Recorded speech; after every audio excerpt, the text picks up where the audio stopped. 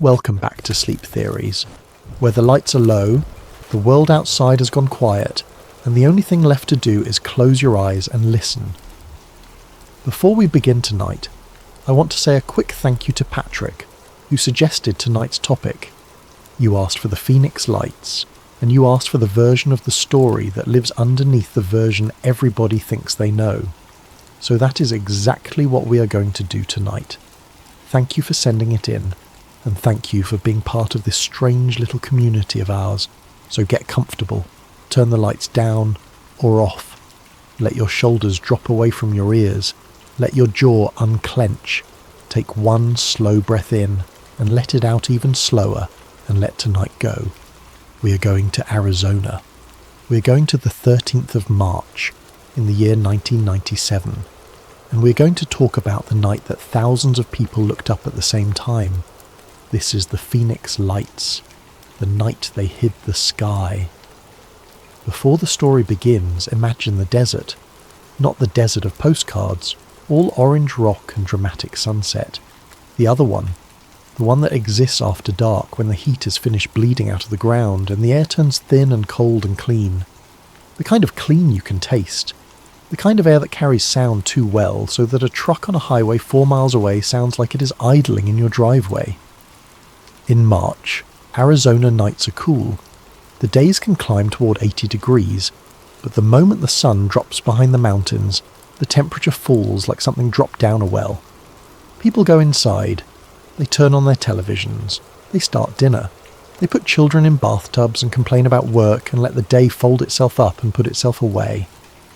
Above them, the sky's enormous. That is the thing about desert skies that photographs never manage to capture. Not the stars, though. There are more of them out there than most people ever see in a lifetime. It is the emptiness between the stars, the scale of it, the way the darkness up there feels less like a ceiling and more like an ocean turned upside down over your head, and you're standing at the bottom of it, small and warm and entirely unaware of how thin the roof of your house really is. On the night of the 13th of March, 1997, that ocean moved, and thousands of people all across one state stopped what they were doing at almost exactly the same moment and walked outside and looked up. Let us begin with a man in the air. He's flying a routine approach into Phoenix Sky Harbor International Airport. It is an approach he has flown so many times that his hands make most of the small corrections before his brain has finished asking for them. The instrument panel glows a soft, familiar green. The cabin behind him is full of tired passengers who have already put their books away. Below him, the valley is spreading out in that grid of orange sodium light that every American city wears at night. Phoenix from the air looks like circuitry, perfect right angles, arteries of moving headlights, dark rectangles where the golf courses and the parks refuse to glow. Everything is normal. Everything is exactly the way it always is. And then the co-pilot goes quiet. Not the ordinary quiet of a man concentrating. A different quiet. The kind of silence that arrives in a cockpit when somebody sees something they do not have a category for, and their brain is buying time while it searches for one. The pilot looks up. Ahead of them, and slightly above, there is a formation of lights. His first instinct is the correct professional one. Aircraft. Traffic. Something scheduled and explainable and boring. His eyes go to the shape and start counting, because counting is what pilots do. 5 lights, maybe 6, maybe 7, depending on how you interpret the ones at the outer edges. They are arranged in a wide, shallow V. They are not blinking. That is the first thing that is wrong. Every aircraft in the sky over the United States wears a specific arrangement of blinking lights, and pilots read those arrangements the way you read the letters on a road sign. Red on the left, green on the right, white at the tail, a strobe that pulses so that you can find the thing in the dark and judge its distance and heading. These lights do none of that. They are steady, amber or gold or a warm white that does not sit comfortably on any of those words. They simply burn. The second thing that is wrong takes him a moment longer. They are not moving relative to one another. If those were separate aircraft flying in formation, there would be drift. there is always drift. Even the finest military display teams in the world breathe a little as they fly, tiny corrections rippling through the formation as each pilot fights the air. These lights hold their positions as though they have been painted onto a single sheet of glass. The third thing that is wrong is the worst: the stars. The pilot follows the shape of the V with his eyes and realizes that between the lights, where there should be sky, there is nothing. No stars. The constellations he has known his entire adult life simply stop at one edge of the shape and pick up again on the other side, as though something enormous and completely dark has been laid across them. The co-pilot finds his voice. He asks in a low tone whether the pilot is seeing the size of that thing. The pilot does not answer, because he is doing arithmetic. He knows his altitude. He can estimate his distance from the object by the way the city lights below it are being interrupted, and from those two numbers he can work out how wide the thing has to be, and the number that comes back is so absurd that he throws it away and does the arithmetic again. He gets the same answer. He does not say the number out loud. Not that night, not for years. He reaches for the radio instead.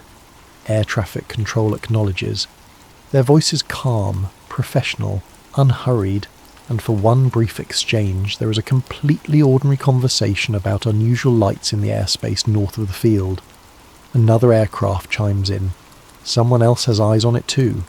There is a moment, no longer than a minute, in which the whole thing is being handled the way anything unusual gets handled in aviation, which is to say methodically and without drama. And then the radio changes, not dramatically. Nothing so obvious as a click or static or a voice being cut off mid-word. It is subtler and, to a pilot, far more strange. The subject simply ends. The controller moves to the next transmission, then the next. Vectors, altitudes, runway assignments. The ordinary rhythm of the night reasserts itself, and the enormous silent shape hanging over the northern edge of the valley is not mentioned again by anyone on any frequency for the remainder of the approach. The pilot will think about that for the rest of his life, not the lights, the silence afterward. As he turns onto final, he sees something else. Off to the west, far out toward the ranges where the military owns most of the ground and all of the air above it, aircraft are climbing. He can pick them out by their strobes, hard white pulses stitching upward through the dark, several of them, moving fast. He feels for a moment something close to relief. That is the system working. That is exactly what he would expect. An unidentified object of that size, over a metropolitan area, and somebody's going up to have a look at it. Intercept, identify, escort it out of the airspace if necessary. Good. He lands. He shuts down. He walks through the terminal with his flight bag over his shoulder, past passengers on payphones and cleaning crews and a bar with a television, turned to a basketball game. He goes to his hotel. He sleeps. And for years, that is where the story sits in his memory. A strange formation, an odd radio silence, and a scramble of military aircraft doing their job. It is only much later, when he is retired, when he has read enough accounts and cross-referenced enough timelines and spoken to enough people who were also awake that night, that he goes back to that final image and looks at it properly. The aircraft were climbing to the west. The object was to the north and heading south. They were never on an intercept course. They were not going to meet it head-on. They were not going to box it in. They were rising into a position ahead of it and slightly below, on a heading that would let them fall into place around it as it passed, the way a motorcade forms up around a vehicle it is protecting. The pilot spends a long time trying to find another word for the manoeuvre he watched that night. The only word that keeps fitting is escort. That is where we will leave him for now, standing in an empty hangar decades later, with a coffee going cold in his hand, having just realised that the most extraordinary thing he ever saw was not the object. It was the way everyone else in the sky behaved around it. Now let us go down to the ground. The first calls come from the north. It is somewhere around 7:30 in the evening, In the small communities scattered along the high desert corridor between the Nevada line and the mountains above Phoenix, dinner is being cleared away. Kids are avoiding homework. Somebody's walking a dog along a road with no streetlights, because out there, streetlights are a thing that happens to other people, and a man in a place called Paulden looks up. Paulden is not a city. It is barely a town. It is a scatter of homes and ranch properties on high open ground, where the wind comes down off the plateau, and the night sky above it is one of the darkest in the continental United States. When you look up in Paulden, you see the Milky Way as a genuine river, a bright smear of dust and light that our ancestors named and worshipped and navigated by, and that most modern people have never once seen with their own eyes.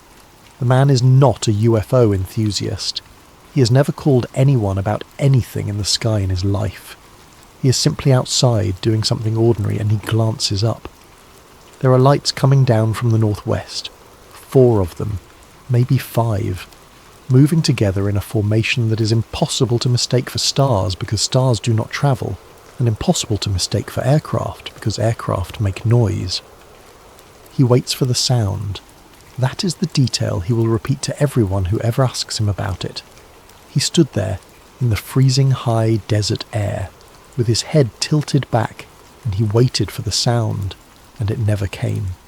Not a rumble, not a hum, not the distant tearing whisper of a jet at altitude. The light slid across the entire visible sky, from one horizon toward the other, in complete and total silence. He goes inside and calls the National UFO Reporting Center. It is the first documented report of the night. It will not be the last, because the thing, whatever it is, keeps going south. And south of Paulden is Chino Valley, and south of Chino Valley is Prescott, and Prescott Valley and Dewey. And south of those is the long descent through the mountains, and then the enormous glowing bowl of the Phoenix metropolitan area. Home at that time to well over 2 million people. The object is heading directly toward all of them. In Prescott, a man is outside with his son when they notice a cluster of lights approaching from the north. He's a person who pays attention to aircraft. He knows what a plane looks like at night, and he knows what a plane sounds like at night, and this satisfies neither definition. He watches the formation pass almost directly overhead, and what he describes afterward is not the lights at all. It is the shape between them. He says the stars went out. He says he could trace an outline by the absence of stars, a vast, dark, wedge-shaped nothing gliding above him, and the only way to perceive it was to watch the sky itself being erased section by section as it passed. That description, or some version of it, is going to be repeated by witness after witness after witness across the entire length of the state. It becomes the signature of the event, not the brightness, the blackness, not what people saw, what they stopped being able to see. In Dewey, a family stands in their driveway. In Chino Valley, a woman calls her neighbour and tells her to come outside right now. In Cordis Lakes and Black Canyon City and Anthem, people who have no connection to one another and no way of coordinating their stories are all doing the same thing at the same time, which is standing very still in the cold with their heads tipped back, feeling something they mostly cannot describe. Several of them use the same word later. The word is wrong. Not frightening, not exciting. Wrong. As though a fundamental rule about how the world is supposed to work had been quietly suspended above their houses, and they could feel it in the base of the skull the way animals feel a storm coming. Speaking of animals. Across the northern corridor, dogs go strange. This is one of the more consistently reported and least discussed details of the entire event. Dogs that never bark start barking. Dogs that always bark go silent and refuse to move. Horses in corrals bunch against fence lines. Cattle drift toward the far corners of their enclosures and stand there, facing the same direction, which is not toward the lights, but away from them. By 8 o'clock the emergency lines are lighting up. Try to picture the inside of a dispatch centre on a normal Thursday night in March. It is a room built for a specific and predictable kind of chaos. Car accidents, domestic disturbances, chest pains, a bar fight. The people who work there have heard everything, and the reason they are good at their jobs is that almost nothing genuinely surprises them anymore. Now picture that room when every line starts ringing at once. The callers do not sound like the callers dispatchers are used to. They are not screaming. There is no emergency in the ordinary sense. Nobody is bleeding. Nobody is in danger. What the dispatchers hear instead, over and over, is a particular quality of voice that is much harder to handle than panic. It is the sound of a reasonable adult trying very hard to sound reasonable. They apologise before they describe anything. They say they know how this sounds. They say they are not the kind of person who calls about this sort of thing. A nurse, a machinist, a retired police officer, a man who flew helicopters in the service, and who therefore has spent more hours looking at the night sky than the dispatcher has spent awake this month. And then they describe the same thing. Lights in a V, silence, enormous, slow. Some of them ask questions the dispatchers cannot answer. Somebody wants to know if there is an air show. Somebody wants to know if the base is running an exercise. Somebody wants to know if they should get their children away from the windows. And a number of callers in different towns at different moments ask a version of the same question, and it is the question that will eventually become the whole story. They ask why nobody is stopping it, because that is the thing. If a slow-moving object the size of several city blocks drifted over the middle of America with no transponder, no radio contact, and no engine noise, at an altitude low enough that people on the ground could see it blot out constellations, something should happen. Sirens, jets, announcements. A voice on the radio telling everyone what is going on. Instead, there is nothing. The object crosses the entire state on a leisurely southbound course, over a major metropolitan area, over an international airport, over a region ringed by some of the most heavily used military airspace in the United States, and the response, from the outside, appears to be nothing at all. By around 8:30, it is over the valley itself. Now the witness count goes from hundreds to thousands. This is the part of the story that separates the Phoenix Lights from almost every other case in the history of the subject. Most reports of unidentified objects are lonely things. One person on a back road, a couple on a beach, a pilot with a story and no corroboration.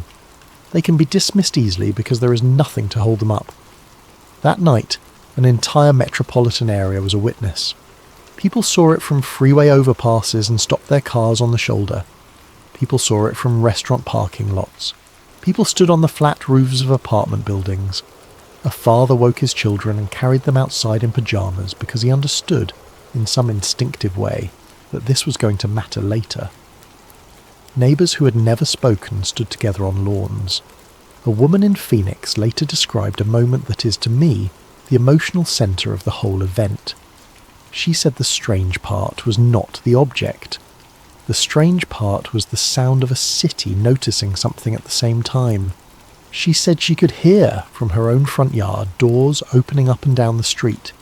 She could hear the specific rhythm of screen doors banging and voices calling out, and footsteps on driveways spreading outward like a ripple, as one house after another realised that something was happening and came outside to look. Thousands of people in the dark on their own lawns, all silent, all facing the same direction, and above them, sliding south, that immense soundless wedge. Some of them filmed it. That is the other thing that makes this case unusual. This is 1997, a few years before everyone had a camera in their pocket, but camcorders were common enough that a number of people got footage. The video is famously unsatisfying, which is the curse of every event like this. Bright points on a black field, no sense of scale, no sense of the thing between the lights. But there is one detail the footage does capture, and it is the detail that unsettles researchers to this day. The lights do not wobble. Handheld footage from that era wobbles constantly. Any object being filmed by a person standing in their yard drifts around in frame. But when you track the lights relative to each other across the footage, they hold. The geometry does not change. Not a degree, not a fraction. Whatever those lights were attached to, they were attached to the same thing, and that thing was very, very large. Now, the governor, the man in charge of the state of Arizona in March of 1997, was named Fife Symington. He was a Republican, a former Air Force officer, and importantly for this story, a pilot. He knew aircraft. He had spent time in the sky and around people who spent their lives in the sky. On the night of the 13th, he received information about what was happening. Calls were coming into state offices as well as local ones. Something was moving over Arizona and thousands of people wanted to know what it was. Months later, in June, with the story refusing to die and news outlets still pushing for answers, the governor held a press conference. He announced that he had found the culprit. The doors opened and in came a figure in a silver alien costume, complete with an oversized head, escorted by a deputy. The room laughed. Cameras flashed. The joke played on the evening news across the country. The message could not have been clearer, and it did exactly what it was designed to do, which is make an entire subject unsafe to discuss in public.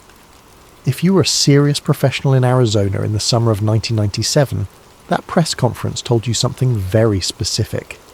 It told you that if you said what you saw out loud, you were going to be filed away with the man in the rubber suit. People stopped talking. Not all of them, but many. And that is where the story would have ended, except for what happened roughly a decade later. Fife Symington gave an interview and said that he had seen it too. He described being out that night, looking up and watching an enormous object move through the sky above the valley. He described it as something that did not match any aircraft he knew of, and he was a man who knew aircraft. He said it was massive, and that it was unlike anything he had encountered in his life. He was then asked the obvious question: why the costume? Why the joke? His answer was, in its way, more chilling than any conspiracy theory. He said he was worried about panic. He said that as governor, with thousands of frightened people calling in and no explanation available, his job was to keep the state calm. So he did the one thing guaranteed to defuse the situation instantly. He made it funny. He turned an unexplained event into a punchline, and in doing so, he shut the whole thing down. Now, sit with that for a moment as you lie there in the dark. A sitting governor of an American state watched something in the sky he could not explain, judged that the public could not handle the truth of his own uncertainty, and deliberately used ridicule as a tool of crowd control. He did not lie about facts. He did something more elegant than that. He made the facts embarrassing to mention. That is the point in this story, where the official record and the conspiracy start walking beside each other for a while, close enough to touch. Because here is what the official record eventually settled on. The United States Air Force stated that the lights seen hovering over the Phoenix area later that evening in the 10 o'clock hour were illumination flares. Specifically, flares dropped by aircraft from the Maryland Air National Guard during a training exercise over the Barry Goldwater Range, southwest of the city. High-intensity flares suspended under parachutes, drifting slowly downward, hanging in a line in the sky, and then extinguishing one by one as they burned out or dropped behind the Estrella mountain range. And I want to be fair here, because this is important. That explanation genuinely does account for a large portion of what people photographed that night. The famous still images of a row of lights hanging over the city, the ones that appear in every documentary, are consistent with flares. The way the lights blinked out in sequence is consistent with an object dropping behind a mountain ridge. That part of the case is for most researchers considered reasonably well explained. The problem is the timing. The flares were in the 10 o'clock hour. The formation, the enormous silent V that crossed the entire state, was seen 2.5 hours earlier, moving from north to south, hundreds of miles from the range, over an area where no flares were dropped. Two separate events, one explained, one not. And the official record, in the eyes of many witnesses, quietly used the explanation for the second one to make the first one go away. That is not a conspiracy theory. That is just how information behaves when it is handled carelessly, or carefully, depending on your assumptions. But now let us step over the line. From here on, Everything you hear is fiction, a story, a speculation dressed up in the clothes of a real knight. Nothing beyond this point should be mistaken for history. Let us go to Luke Air Force Base. Luke sits west of Phoenix, out where the suburbs finally give up and the ground goes flat and pale and empty. In 1997, it is a fighter training base, one of the busiest in the world, and on any given night there are technicians in dim rooms watching screens where every aircraft in a vast volume of airspace appears as a small moving symbol. In our story, one of those technicians is a young sergeant. It is a Thursday. His shift is unremarkable. He's watching commercial traffic stack up into Sky Harbour and a handful of military tracks working in the ranges to the south. Then the northern edge of his display develops a problem. There is a return there that should not exist. It is enormous. Not enormous like a heavy transport aircraft, enormous like a weather event, and it is coming south at a speed so slow that at first he assumes it is ground clutter or an artifact, some ghost thrown up by the system. He reports it. His supervisor comes over.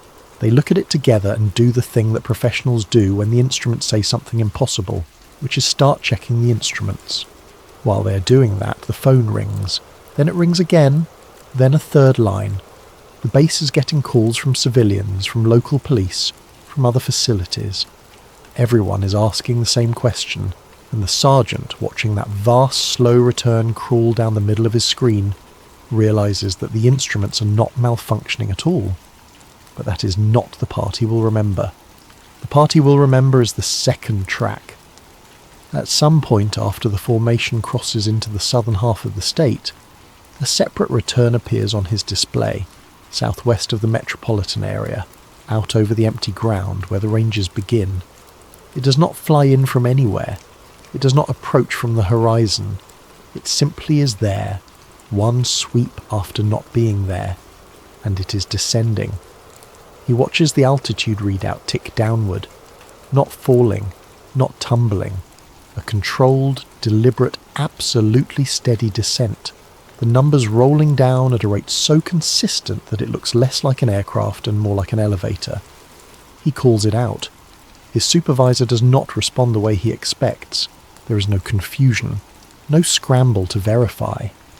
Instead, the supervisor looks at the screen for perhaps 2 seconds, picks up a phone, dials a number he does not have to look up, and says a short sequence of words the sergeant does not understand. Within 4 minutes there are people in the room who do not work in that room. The sergeant is moved. Not removed, not questioned, simply and politely relocated to a different position, where a different screen shows a different volume of airspace. He's told the second track is a scheduled activity and is being handled at another level. When he comes back on shift 2 days later, the recorded data for that period is gone, not corrupted, not classified with a note in its place. Gone, as though the night had a hole cut out of it. He asks one question about it, gets one look in response and never asks again. And for 20 years he tells nobody, because he has a career and a family, and because the entire country has been taught, by a man in a silver costume on a stage in June, that this subject is a joke. But he never forgets what the readout looked like, because in his entire career he never once saw an aircraft descend that smoothly. Aircraft fight the air. Every foot of altitude an aircraft gives up is a negotiation with physics. The numbers stutter, they pause, they correct. That night the numbers came down like water finding a drain. Whatever it was not flying, it was arriving. Let me tell you about the ground beneath that descent. Southwest of Phoenix, past the last strip malls and the last irrigated fields, the map of Arizona changes character. The roads thin out. The names on the map stop referring to towns and start referring to features, mountains, washes, tanks, wells that were dug a century ago by people who did not survive the experience. And then, across an enormous span of that emptiness, the map turns into a single restricted block. The Barry Goldwater Range is a military training area larger than several American states. It stretches from the edge of the Phoenix metro region all the way down toward the border. a span of desert and mountain and dry lake bed that has been closed to the public since before most people listening tonight were born. Aircraft train there, ordnances dropped there. There are places inside it where nobody has walked in living memory, and other places where the ground is so littered with the leavings of half a century of exercises that walking is genuinely lethal. It is one of the most perfectly isolated pieces of ground in the developed world. It is ringed by mountains that block line of sight. It is patrolled. It is legally sealed. There is no highway crossing it, no town inside it, no reason for a civilian ever to be there, and the entire nation has been trained for decades to accept, without curiosity, that things happen in there which are none of their business. If you needed a place to bring something down where no one would see it, and you had the entire continental United States to choose from, you would choose this. In our story, that is exactly what somebody did. The planning documents, as they are described later, refer to something called a corridor, not a road, a route, a pre-approved sequence of movements, ground and air, running from a specific access point on the eastern boundary of the range to a set of coordinates roughly 40 miles inside it, with timings, checkpoints, and a list of units authorized to move along it. It has a name that sounds like paperwork, because that is how these things always sound. The most extraordinary operations in history are hidden inside the most boring language available. Nobody investigates a logistics annex. The corridor was written years before that night. It had been maintained, updated and reissued annually, like a fire drill nobody expected to run. On the evening of the 13th of March, 1997, it was activated for the first time, and that brings us to the flares. The official account of the later lights over Phoenix is, as I said, reasonably solid. High-intensity illumination flares, dropped in a line, hanging under parachutes, drifting and burning and dropping out of sight behind the mountains. But consider the geometry for a moment. Those flares were dropped in the airspace above the northern section of the range. From the perspective of a person standing in Phoenix, they hung in the western sky, right along the horizon, right above the mountains, right in the exact direction of the second track's descent. Now imagine you are a person in a suburban backyard that night. You have just watched something enormous cross the sky. You're shaken. You have called your family. You have called the news. And now, out west, a line of impossibly bright lights appears above the mountains and hangs there for minutes on end. Where are your eyes? They are up. They are locked on the horizon. They are pointed at the brightest thing in the sky. Every camera in the valley that night, every camcorder and every news crew and every police officer stepping out of a cruiser to look, all of them aimed at that line of light. And a line of light, hanging in the sky, is very good at hiding the ground beneath it. Look at a bright object at night for even a few seconds, and your eyes give up on everything darker. That is not a theory. That is just how the human eye works. A flare is not only a source of illumination, it is a source of blindness. According to the conspiracy, that is what they were for, not illumination, attention. While an entire metropolitan area stood in its yards and stared west at a row of burning lights, the thing that mattered was happening beneath those lights and behind those mountains, on the floor of a sealed desert range, in the dark. And there was exactly one person on the wrong side of the fence. His name, in our story, is Samuel Harlan. He is 61 years old. He runs cattle on a lease that shares its western boundary with restricted federal land, and he has done so for 34 years. He is a widower. He lives alone in a low house with a metal roof and a porch that faces the wrong way for sunsets, which he has always regretted. He is not the kind of man who believes in anything unusual. He's the kind of man whose entire life is a negotiation with weather, water, and the price of beef. His imagination, such as it is entirely occupied by fences. On the evening of the 13th, he is doing what he does most evenings. He has eaten. The television is on in the other room, tuned to nothing in particular, providing that low murmur that people who live alone use to keep the house from being too quiet. At around 8:45, the cattle start moving. He hears it before he understands it. There is a specific sound to a herd going wrong, a rolling drum of hooves and a rising pitch of noise, and any rancher knows it in his spine before his brain catches up. He's on his feet and out the door with his boots half on.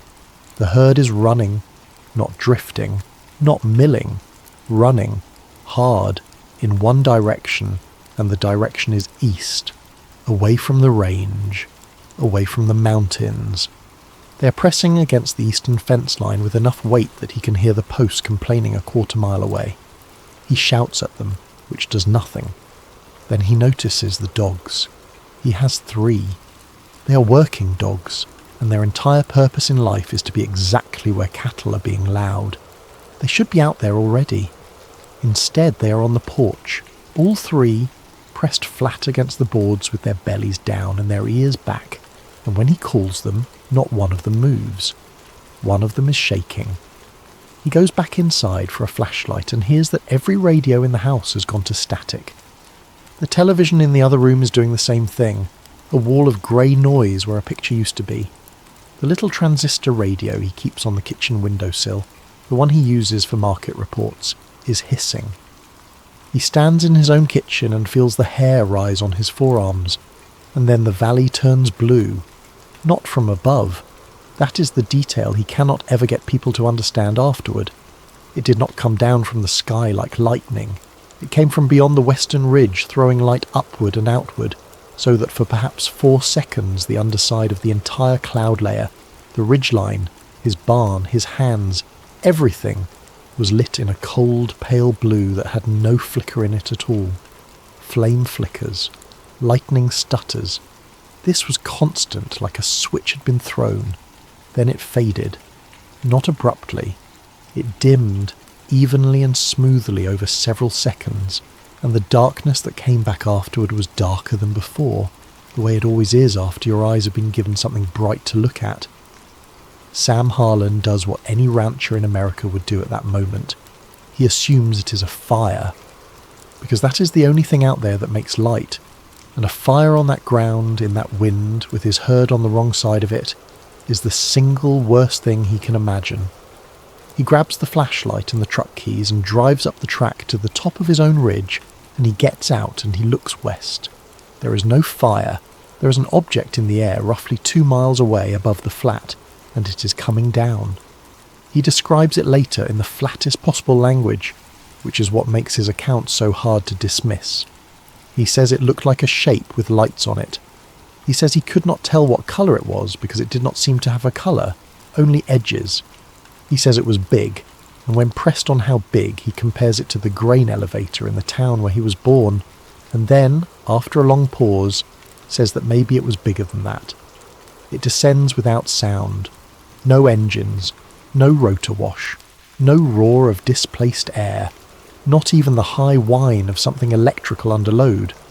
2 miles is close enough that any conventional aircraft of that size would be shaking the ground under his boots.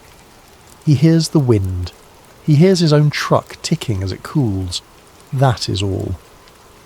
The object settles into a dry wash below the ridge, and dust rises around it in a slow, pale ring, and then the ring drifts and thins, and the desert goes quiet. And when I say quiet, I mean something specific. Sam Harlan has spent his entire life outdoors at night, and he will tell you that the desert is never silent. There is always something. Insects, wind through creosote, a distant dog, the tick and settle of ground giving up its heat. For a period he estimates at somewhere between 2 and 3 minutes there was nothing. He stood on that ridge in a silence so total that he could hear the blood in his own ears, and he understood, in a way that had nothing to do with thinking, that he was not supposed to be there. Then he heard the helicopters. They came from the north, low and fast, and they were dark. He counted 4, then 6, then lost count as they crossed the ridge and dropped toward the wash. No navigation lights, no strobes, just a hammering wall of sound arriving where, moments before, there had been no sound at all.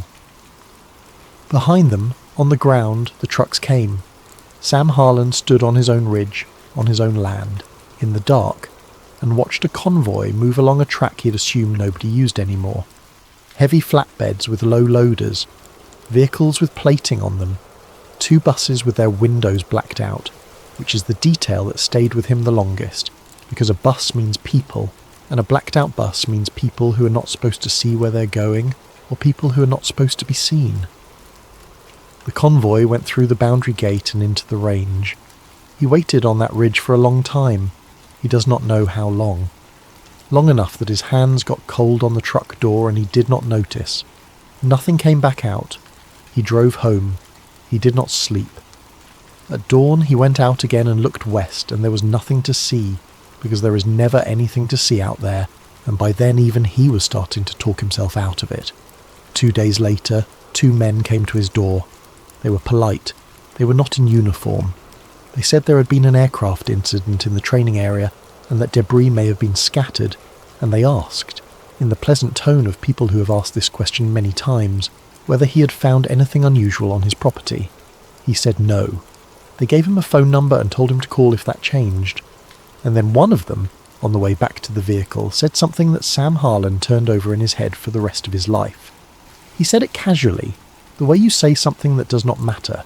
He said it was a shame about the noise, and that he hoped it had not frightened the animals. Sam had not mentioned the animals. He had not mentioned anything. The story of what happened inside the range that night comes to us, in this telling, through a woman named Dr. Claire Morgan. She's a former Air Force engineer.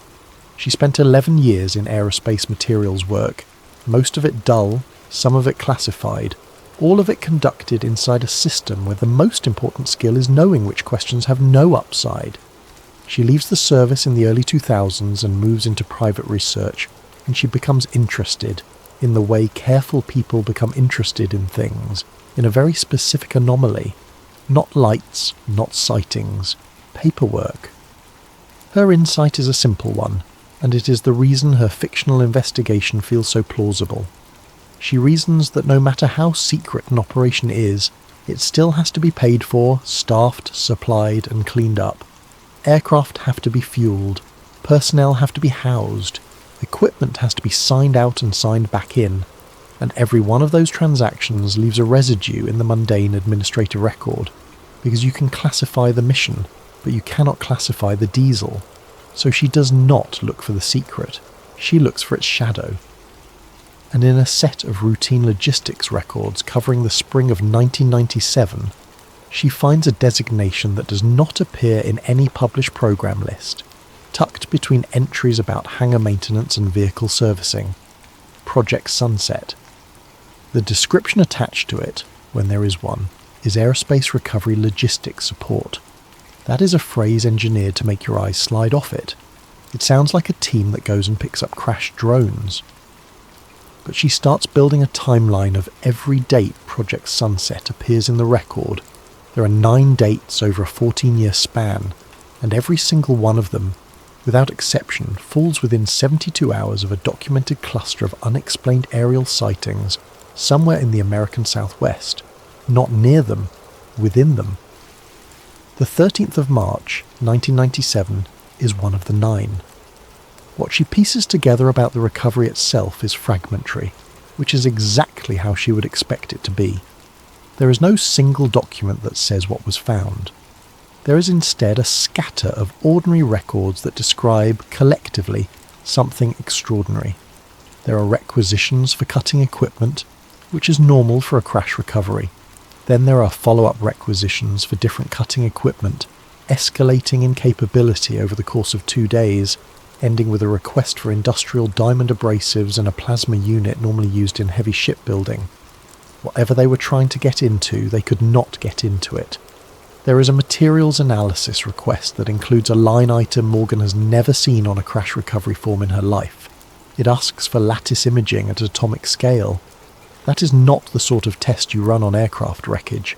You run that when you want to know how something was made, at the level of individual atoms, because nothing about how it was made makes sense. The summary of that analysis, if it ever existed, is not in the record. What survives is a single follow-up memorandum, and its entire content is a request for guidance on how to classify a material that does not correspond to any entry in the standard reference index. Morgan reads that sentence many times. It is not a claim about aliens. It is not a dramatic statement. It is a mid-level technical officer, working within a bureaucracy, politely asking his superiors what box to put something in, because none of the boxes fit. That, she says later, is what convinced her. Not the extraordinary claims, the ordinary confusion. But the metallurgy is not the strange part. The strange part is the biology. Roughly 19 hours after the first convoy entered the range, a second group was moved in. Morgan traces them through housing allocations and transport manifests, because people have to sleep somewhere and eat something, and those records are astonishingly persistent. The second group is small, fewer than a dozen. Their equipment list is not an engineering list. It includes refrigerated containment units. It includes portable laboratory modules of a type used for handling biological material under isolation. It includes full environmental suits with independent air supply, of a specification well beyond what you would wear for fuel vapour or composite dust. It includes surgical instruments. Morgan reads that list as an engineer and reaches an engineer's conclusion. No aircraft accident of any kind involving any technology in the world in 1997 requires you to fly in a sealed cold storage unit and a set of scalpels. You bring cold storage when there is something that will spoil. You bring scalpels when there is something you intend to open. And you bring isolation suits when you genuinely do not know what you're about to be exposed to. She never finds a document that says what the second team found. She finds only the shape of the space where that document should be. But she does find one more thing, and it is small, and it is the kind of detail that sits in your chest afterward. In a transport request for that second team, someone filled out a field labelled Special Handling Requirements. They wrote a single instruction: maintain temperature, do not open, now let us bring in the man who carried it. In this story, his name is Captain David Mercer, and he is a retired Air Force transport pilot. In the spring of 1997, he was 38 years old, flying cargo runs, holding a clearance, and doing the thing that transport crews do, which is move things from one place to another without asking what they are. 23 years later, he contacts a journalist named Rebecca Sloan. He does not do it dramatically. He does not use a burner phone or a parking garage. He sends a short email from an account created for the purpose, saying that he flew a cargo run out of Arizona in March of 1997, and that he has thought about it every week since, and that he is now sick, and that being sick has changed his arithmetic about what he owes to whom. Sloan has heard from a lot of people who claim to have flown a lot of things. What makes her answer him is a detail in the second paragraph. He does not tell her what was in the container. He tells her he does not know. The people who are lying always know. His account, when she finally sits across from him, is short. That is the other thing that persuades her. It takes 11 minutes to tell. He was pulled off his scheduled rotation on short notice and sent to a field in Arizona he had not flown into before. He waited on the ground for 6 hours. He was not briefed on cargo. He was told the flight was a priority movement to a facility in Nevada, and he was given a routing that kept him away from populated areas in a way he found unusual. The cargo was loaded at night, under lights, by personnel who were not part of the ground crew. It was one container. He describes it precisely, because pilots describe things precisely. It was roughly the size of a large chest freezer. It was sealed. It had an external power connection, and it was drawing power the entire flight, feeding a refrigeration unit that ran continuously, which is why he could hear it over the aircraft. 2 armed personnel flew with it. They did not sit. They stood, one at each end, for the entire flight. They did not speak to the crew. When Mercer asked one of them a routine question about strap tension, the man looked at him and said nothing at all. And the weight. Mercer remembers the weight because weight is the one number a transport pilot cannot ignore. Every flight is arithmetic. You cannot fly what you cannot lift, and you cannot balance what you do not measure. The manifest listed the cargo at exactly 312 pounds. He tells Sloane that he has spent 2 decades trying to make that number make sense. 312 pounds is nothing. It is a motorcycle. It is a large man and his luggage. It is not an engine, not a wing section, not a fuselage panel, not a piece of any aircraft that would justify an armed escort, a dedicated flight, a specialised routing, and a refrigeration unit running for the entire duration. Whatever they were moving out of Arizona that week, it was small, cold, and worth more than the aircraft carrying it. Rebecca Sloane does what journalists do. She files requests.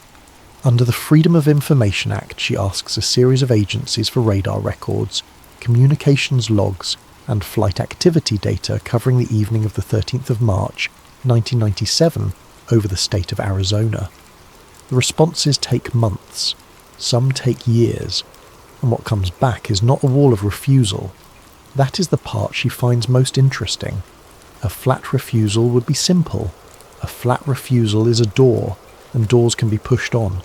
Instead, she gets cooperation. She gets envelopes. She gets discs.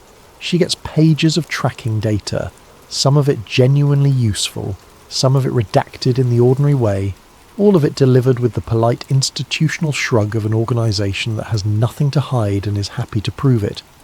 And then she starts assembling it into a timeline, and she notices the whole. Every source she has from every agency covers the evening thoroughly. Traffic into and out of Sky Harbor, military activity in the southern ranges, the routine, grinding, extraordinarily well-documented business of American airspace, except for one interval. There is a 23-minute window that is simply not represented anywhere. One agency reports that records for that period cannot be located. Another provides a file that begins after it. A third sends a dataset with a gap in the middle and an apologetic cover letter about archival transfer errors during a system migration in the early 2000s. Different agencies, different formats, different explanations. The same 23 minutes. Sloane is not a naive person. She knows records get lost. She knows migrations corrupt data, and boxes get misfiled, and things genuinely, boringly disappear all the time. If one agency had a gap, she would think nothing of it. 4 agencies losing the identical interval is not an accident. It is a policy that was implemented separately in 4 places, which means it came from somewhere above all 4. And when she overlays that window on the rest of the timeline, it sits exactly where the second track descends. Not near it. On it. Whatever happened in the sky southwest of Phoenix that night, it took 23 minutes, and someone decided the country did not need those 23 minutes back. The other thing Sloane does, and it takes her 4 years, is collect witnesses. She ends up with more than 200 first-hand statements gathered from people who were outdoors in Arizona that night. She organises them by location and by time. She cross-references them against each other. She's not looking for the dramatic accounts. She's looking for the boring ones, because the boring ones are the ones nobody has polished. And in that mass of testimony, she finds a pattern that almost nobody talks about. The people who are furthest from the object describe lights. The people who are beneath it describe an absence. Witness after witness who claim the object passed directly overhead uses some version of the same phrasing. They say they did not see a craft. They say they saw nothing at all. No hull, no panels, no seams or rivets or exhaust or texture, no surface of any kind. They say the stars went out. One woman, a schoolteacher in her 50s, describes lying on the hood of her car with her head back as the thing passed above her, and says that what frightened her was not that something was there. It was that nothing was there, and yet the sky was gone. She says it was like watching a hand pass in front of a window from the inside of a dark room. You do not see the hand, you see the window stop working. Sloane writes one line in her notes about this, and it is the line that keeps her awake. If it had no surface anyone could see, then everyone who says they saw the Phoenix lights is wrong about what they saw. They did not see a craft with lights on it. They saw lights, in a formation, around something that was not there. Which raises a question that changes the shape of the entire story. What if the lights were not part of it? What if the lights were around it, the way a motorcade's lights are around a car? What if the reason the formation was so perfect, so unwavering, so geometrically flawless across every second of every piece of footage, is that it was not one object at all, but several, holding station around something enormous and dark that none of them wanted anyone to look at directly? That, according to the conspiracy, is what happened. The greatest mass sighting in modern American history was not a visitation. It was traffic control. Here is where Dr. Morgan's paperwork and Sloane's testimony finally meet. Morgan, still following the shadow of the money, finds that Project Sunset is not a program. It is a subordinate function. It is the field element, the people with the trucks and the cold storage, activated when needed. Above it sits something with a broader charter, and its designation is Operation Mirror. The name appears rarely, and never with a description. Morgan builds a picture of it the way you build a picture of a dark planet by watching what orbits around it. What orbits around it is not recovery work, it is analysis, linguistics, mathematics, signal processing. Long-term funding for antenna arrays with no published purpose. Personnel with backgrounds in cryptography and information theory attached, on paper, to an aerospace logistics office. You do not need cryptographers to pick up wreckage. You need cryptographers when something is talking. The conclusion Morgan reaches, and she reaches it slowly and reluctantly over the course of 6 years, is that the purpose of the larger program was never retrieval at all. Retrieval was housekeeping. The purpose was contact. Not the kind of contact people imagine, with landings on lawns and speeches at the United Nations. Something far less cinematic and far more bureaucratic. A long, patient, one-sided correspondence conducted across decades by a small number of people inside a system designed so that no single participant ever saw the whole shape of it. And once she accepts that, the timeline of the 13th of March stops looking like a crisis. It starts looking like an appointment. Because look at the sequence again. The corridor plan was written years earlier and maintained annually. The recovery zone was already selected. The units were already positioned. The aircraft that dropped the flares were operating on a training schedule that had been on the books for weeks. The second team, with its refrigeration units and its isolation suits, was assembled and moved with a speed that no organisation on Earth achieves from a standing start. None of that is a reaction. All of it is preparation. In the story, Sloane eventually gets a piece of paper that makes it explicit. It is a fragment of an assessment, undated, mostly redacted, and what survives is a single projection concerning an object on a determined trajectory, with an estimated atmospheric entry window and a recommended recovery footprint. The recommended footprint is the Barry Goldwater Range. The window is the second week of March, 1997. They knew it was coming. They knew roughly when. They knew roughly where. They had chosen the ground and staged the equipment and written the paperwork, and they had every reason to believe that this arrival, like every arrival before it, would happen in the dark, in an empty place, with nobody watching. There was only one variable they did not control. The object came in over Phoenix, and here is the detail that turns the whole thing over. It did not have to. Sloane works the trajectory backward with a physicist. From the direction of approach and the observed track, an object entering the atmosphere on that heading, aiming for that landing area, had an enormous range of possible paths. It could have come in from the south, over the border, over empty ground the whole way. It could have come in from the west, across the desert, and never passed over a settlement larger than a gas station. Instead, it came down the length of the state, on a slow, low, deliberate line, directly over the largest concentration of human beings within 500 miles, at an hour of the evening when the greatest possible number of them would be at home, outdoors, awake, and looking up. If you wanted to be seen by as many people as possible, and you had the entire sky to choose from, that is the path you would fly. That is what Sloane finally writes in her notebook at 2 a.m, in a hotel room in Tucson, 4 years into the work.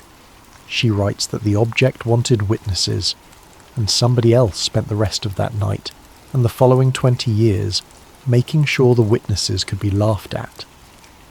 David Mercer gave Rebecca Sloan one more thing before he died. It was a cassette tape. He explained where it came from in the flat, unhappy voice of a man confessing to something small and stupid that turned out to matter. On the night he waited on the ground in Arizona before his cargo was loaded, he spent a period of hours in a facility where he had nothing to do. He had a small recorder with him, the kind he used to leave voice notes for himself, and at some point he left it running in his flight bag and set the bag down in a corridor outside a work area. He did it, he said, for no good reason at all. He was bored. He was uneasy. Something in the atmosphere of that night made him want a record of being there, and he could never explain the impulse better than that. He did not listen to the tape for 11 years. When he finally did, he stopped after the first pass and did not play it again. The recording is poor. There is machinery running somewhere. There is a low, constant hum, and the acoustics are hard and echoing, the sound of a large space with a concrete floor. Voices come and go as people move past the bag. For most of its length, it is meaningless. Fragments about power, about cabling, about somebody being needed at a particular door. Then there is a stretch of about 90 seconds, where a small group of people are standing close enough to be understood. The first voice is male, older, and sounds tired. He says that the hull integrity is intact. A second voice, further away, answers that the inner compartment should be opened. There is a pause. There are sounds that are difficult to identify. Something metallic, something being moved. A rising note that might be a tool or might be the recording itself failing. Then the tape goes almost silent, and stays that way for a long time. Sloan measured it. 22 seconds. 22 seconds is an extraordinarily long time for a room full of working people to say nothing at all. Then a voice, closer than the others, quiet, not addressed to anyone in particular, says that there is no pilot. And a fourth voice, calm, unsurprised, and completely level, answers. He says that there never was one. Sloan plays that section perhaps 200 times over the following year. She has it analysed. She has the room's dimensions estimated from the reverberation. She has the 4 voices separated and counted. But it is not the words that convince her. It is the tone of that last answer. Because a person discovering that a craft has no pilot would sound astonished. A person who had never considered the possibility would ask a question. A person encountering the greatest surprise in the history of their species would not sound like that. The fourth voice sounds like a man confirming a delivery. There never was one, not a discovery, a correction. Somebody in that room already knew, and had known for a long time, and was gently informing a colleague who had walked in with the wrong expectations, which means the pilot was never the point. So what was? The engineering assessments Morgan eventually pieces together give an answer that is stranger than either woman anticipated. The object had no cockpit. It had no seating, no controls, no interface designed for hands or eyes, or any body of any shape. It had no propulsion system that anyone could identify, and no fuel, and no visible means of having moved at all. It had no navigation equipment. It had, in fact, almost nothing. The overwhelming majority of its internal volume was solid, not hollow, not compartmented. Solid material, arranged in that impossible lattice, doing something that nobody in 1997 could describe. And in the centre of it, there was one active component. One. It was transmitting. A narrow, low-powered, extraordinarily stable signal, aimed outward, away from Earth, on a bearing that did not vary. It required no maintenance and drew power from something nobody located. It had been transmitting when it came down. It transmitted through the recovery. It transmitted in the hangar and on Mercer's aircraft, and in whatever facility in Nevada it went to afterward. It was still transmitting decades later. The content of the signal was not language. It was mathematics, a sequence, repeating, unvarying, with a structure so simple that the cryptographers assigned to it had nothing to do within the first week. It was not a message, it was a beacon, which is where the story arrives at its final and quietest turn. Nearly 30 years after the 13th of March, 1997, Rebecca Sloan is old and tired and has published almost nothing about any of this, because at every step the evidence has been the kind that convinces the person holding it and nobody else.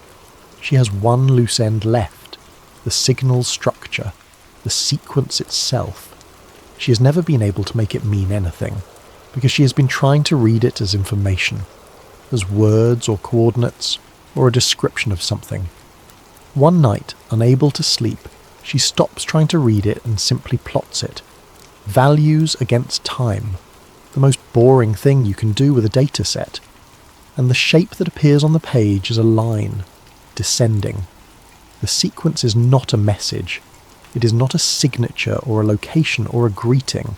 The numbers are getting smaller, at a rate so slow and so exquisitely regular that across 3 decades of continuous transmission, it has moved only a fraction of the way toward its end. But it has moved. It is counting. And when she extends the line forward and finds the point where the value reaches 0, she gets a date. A specific one, not tomorrow, not next year. A date still some years out from where she sits, close enough that she can imagine the weather that day. She sits with that piece of paper for a long time, then she puts it in a drawer. She publishes nothing, not because she is afraid, though she is, a little. She publishes nothing because she has finally understood what she would be publishing, and she can think of no version of the sentence that helps anybody. 6 weeks later, an envelope arrives at her home. No return address, no note. Nothing inside but a single photograph, printed on the heavy matte stock that satellite imagery used to be printed on, with a corner of a classification stamp still visible at the edge where somebody trimmed it badly. It is a wide overhead image of a stretch of desert. Mountains at the top edge, a dry wash running diagonally, vehicle tracks converging on a single point from 3 directions. It is the recovery site. The timestamp along the border is the morning of the 14th of March, 1997. The object is not in the image. By that hour it has already been lifted, crated, driven out along a corridor that was written years in advance, and flown to Nevada by a tired man who never learned what he was carrying. The convoy is still there. She can count the vehicles. She can see the shadows they throw, long and westward, in the low early light.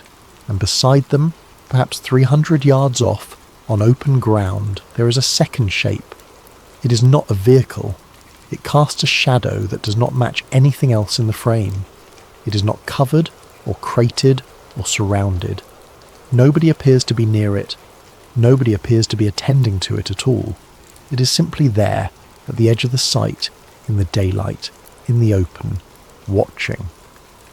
So let me leave you with this. As the room goes soft around you, and the story starts to come apart into pieces, for nearly 30 years, the Phoenix Lights have been argued about as though the argument were about the lights. Were they flares, or were they something else? Were the witnesses mistaken, or were they lied to? Thousands of people, one sky, one endlessly repeating debate. According to the conspiracy, everybody has been arguing about the wrong thing the entire time. The lights were never the mystery, they were the escort. The formation that crossed Arizona that night, so silent, so perfect, so impossible to photograph properly, was not the visitor. It was the company it kept, and the thing it was surrounding was already on its way down toward a piece of sealed ground selected years earlier by people who'd known the appointment was coming. And when the whole state stood in its yards and looked west at a line of burning lights hanging above the mountains, they were doing exactly what they had been arranged to do. They were looking at the sky. While the only thing that ever mattered was happening on the ground, in the dark, beyond the ridge, 300 yards from a rancher who could not sleep, inside a silence so complete that even the insects stopped. History remembers the Phoenix Lights as one of the great unexplained events in American life. According to the conspiracy, The lights were never unexplained at all. They were the camouflage. And somewhere, in a building nobody will name, in a container nobody will open, a signal that has been counting down since 1997 is still counting. Sleep well.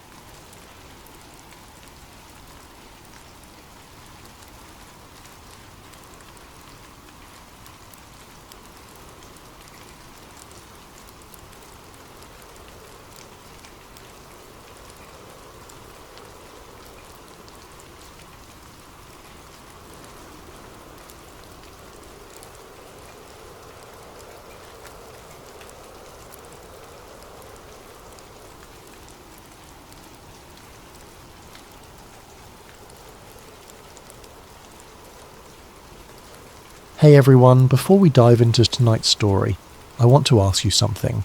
If you're enjoying this content, please hit that hype points button. It really helps the channel more than you possibly know. Seriously, it makes a huge difference in getting these stories out to more people. And if you feel like it, drop a comment letting me know what time it is where you are and where in the world you're listening from. We absolutely love seeing where everyone is tuning in from, but only if you want to share. No pressure. Alright, let's get into it. October 28th, 1955, Norfolk, Virginia. The morning shift at Betty's Diner started like any other. Coffee brewing in the big steel percolator. The smell sharp and bitter and perfect. Bacon sizzling on the griddle. Grease popping in a rhythm Betty Kowalski had known for 8 years. The familiar symphony of a working-class breakfast joint coming to life. Truck drivers at the counter nursing their first cups. Factory workers on break before the shift change. The regulars, all of them, faces Betty knew better than her own family sometimes. She knew what Tommy wanted before he sat down. Black coffee, 2 eggs over easy, rye toast. She knew that Margaret would order oatmeal but only eat half. She knew that the construction crew from the shipyard site would pile into the corner booth and split 3 breakfast platters between 5 men because money was tight and pride was tighter. But the man who stumbled through her door at 7:43 that Tuesday morning was not a regular. Betty noticed him immediately, the way you notice something wrong in a familiar pattern, the way a discordant note stands out in a song you've heard 1,000 times. He wore a navy pea coat, not the modern kind, not the surplus store vintage that sailors sometimes wore. This was genuinely old.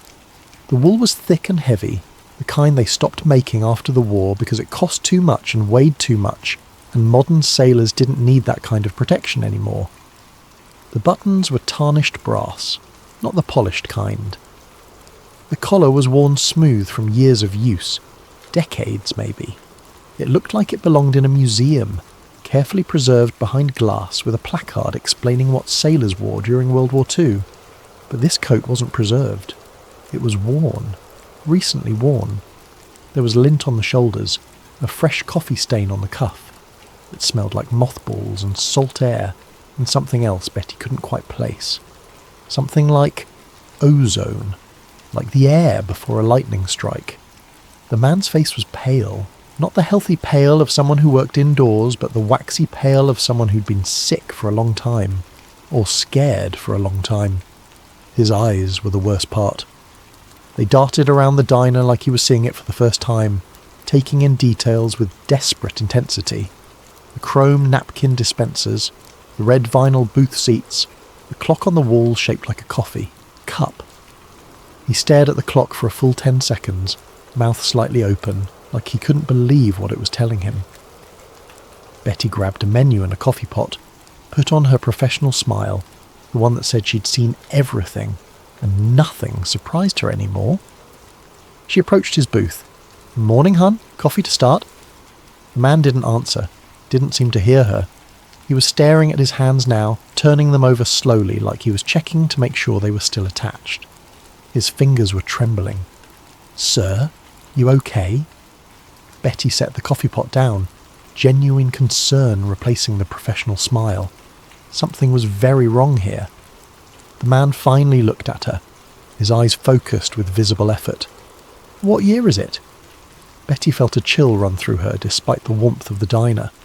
1955, she said carefully. October. The man's face did something strange. Relief and horror fighting for dominance. He laughed, but it came out wrong, like a sob disguised as laughter. 12 years, he whispered. "It's been 12 years. Before Betty could ask what he meant, the man reached into his coat with trembling hands. The movement was jerky, uncoordinated, like he was relearning how to use his arms. He pulled out a manila envelope and Betty noticed his fingernails were wrong. Too long, ragged, like he'd been scratching at something for a very long time. The envelope was old, yellowed at the edges, the kind of paper they'd used during the war when everything was rationed and nothing was wasted. "I need you to keep this," he said. His voice was hoarse, scratched raw. "They're coming. They always come. But maybe this time someone will listen. Maybe this time someone will tell the truth." Betty took the envelope because she didn't know what else to do.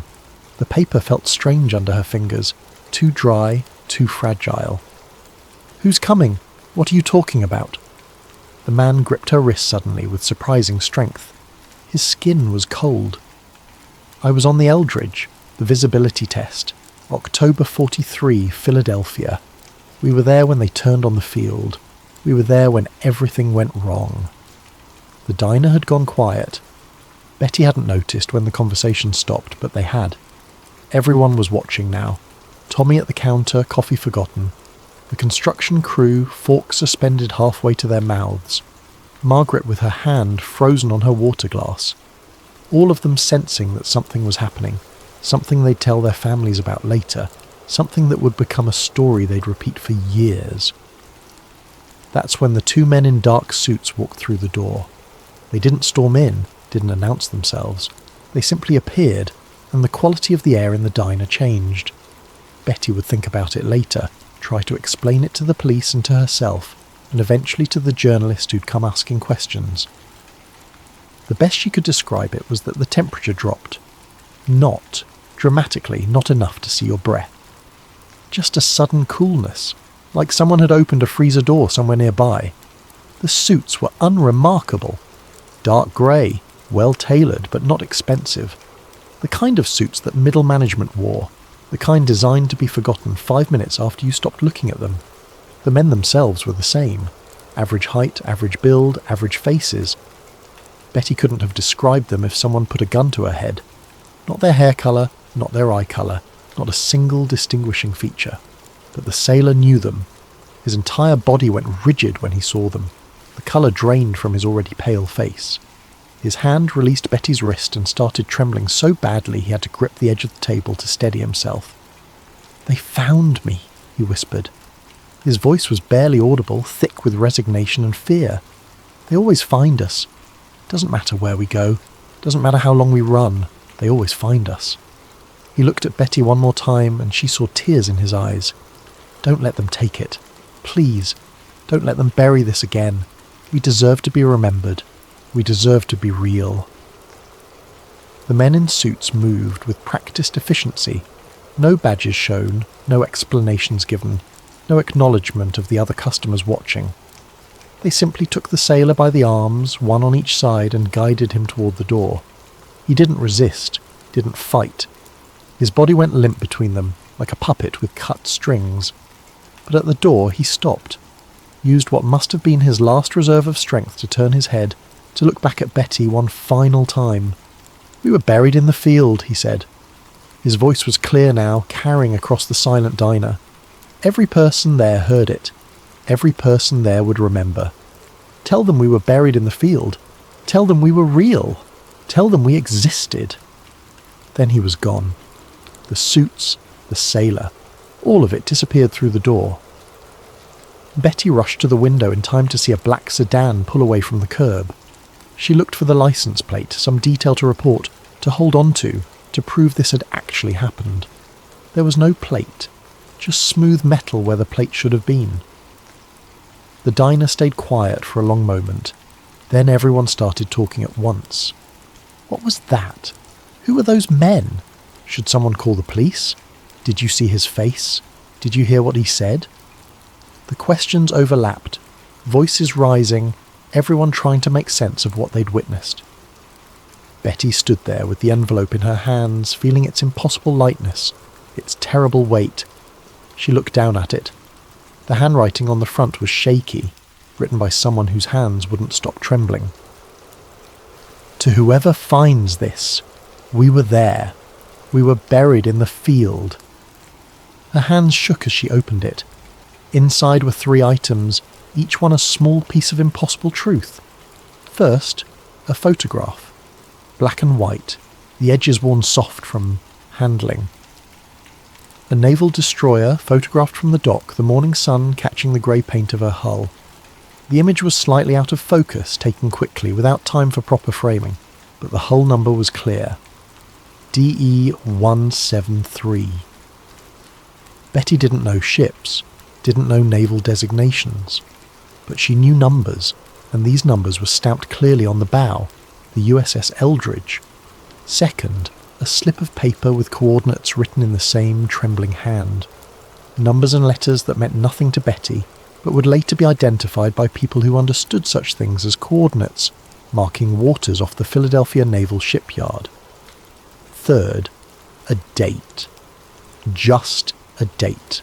Written larger than the coordinates, underlined 3 times like the writer had wanted to make absolutely sure it couldn't be missed or misunderstood.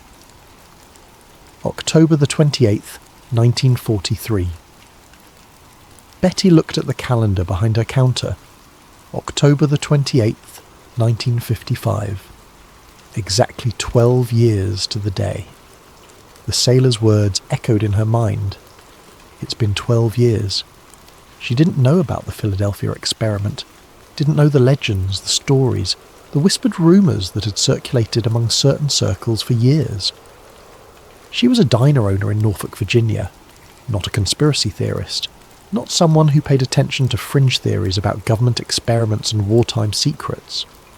But she knew someone who did pay attention to those things. There was a journalist who'd been coming to the diner for the past few months. Always ordered the same thing, coffee and pie, whatever pie was fresh that day. Always sat in the corner booth with a notebook and a pile of government documents. Always asked questions. Careful questions, polite questions. Questions designed not to spook people but to extract information. He'd been asking about the war, about experiments, about naval facilities and classified programs and sailors who came back different, changed, wrong somehow. Betty had paid attention because that's what diner owners do. They listen. They remember. They connect dots that other people miss. His name was Henry Lockwood, and this envelope would consume the next decade of his life. Act 1. The real history. Henry Lockwood had always been drawn to the stories that lived in the margins, not the headline news, not the official narratives that appeared in polished columns under bylines that people recognised. He chased the stories that made editors uncomfortable, that required more verification than seemed worthwhile, that opened doors to rooms most people preferred to keep locked. He'd started his career covering local corruption in Philadelphia, the kind of grinding investigative work that involved months in dusty archives and interviews with people who spoke in whispers and looked over their shoulders. Then came the war, and Henry had tried to enlist. Flat feet and asthma kept him stateside, kept him watching from a distance as other men his. Age shipped out to Europe and the Pacific, so he'd found another way to serve, covered the home front, the factories, the shipyards, the training facilities, started noticing things that didn't quite add up. Workers at the Philadelphia Naval Yard who wouldn't talk about certain projects, scientists who appeared on personnel lists but whose work was never described, budget allocations that went to programs with no official names.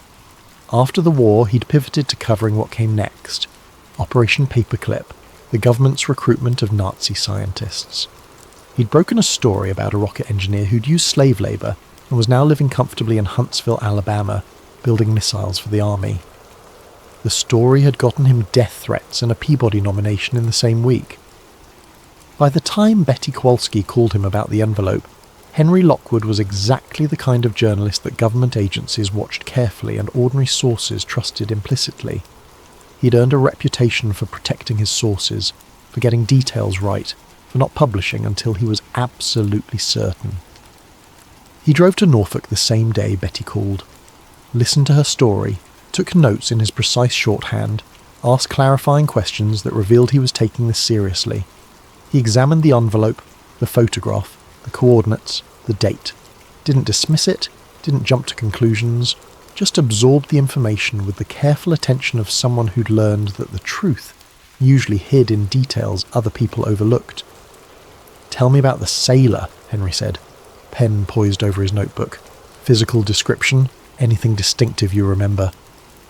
Betty described the peacoat, the pale face, the wrong fingernails, the way he'd asked what year it was, the terror when he saw the men in suits.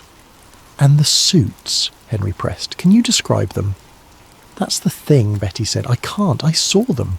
We all saw them. But I couldn't tell you what they looked like. Average everything. Forgettable on purpose." Henry wrote that down, underlined it twice. Forgettable on purpose. That was interesting. That suggested training, methodology, purpose. The Philadelphia experiment was not new to Henry. He'd encountered references to it over the years, whispers in the same circles that talked about UFOs and mind control, and other fringe topics that serious journalists learned to avoid. The story went that in October 1943, the Navy had conducted an experiment in invisibility, trying to make the USS Eldridge disappear from enemy radar. Depending on who told the story, the ship had either vanished completely, teleported to Norfolk, or opened a portal to another dimension. It was the kind of story that sounded like science fiction, the kind that legitimate sources denied and conspiracy theorists embraced. Henry had always filed it in the same mental category as alien autopsies and faked moon landings. Interesting, maybe based, on a kernel of truth somewhere, but ultimately unprovable and not worth his limited time. But this envelope changed things. Not because it proved the experiment happened, but because someone had gone to extraordinary lengths to deliver this information.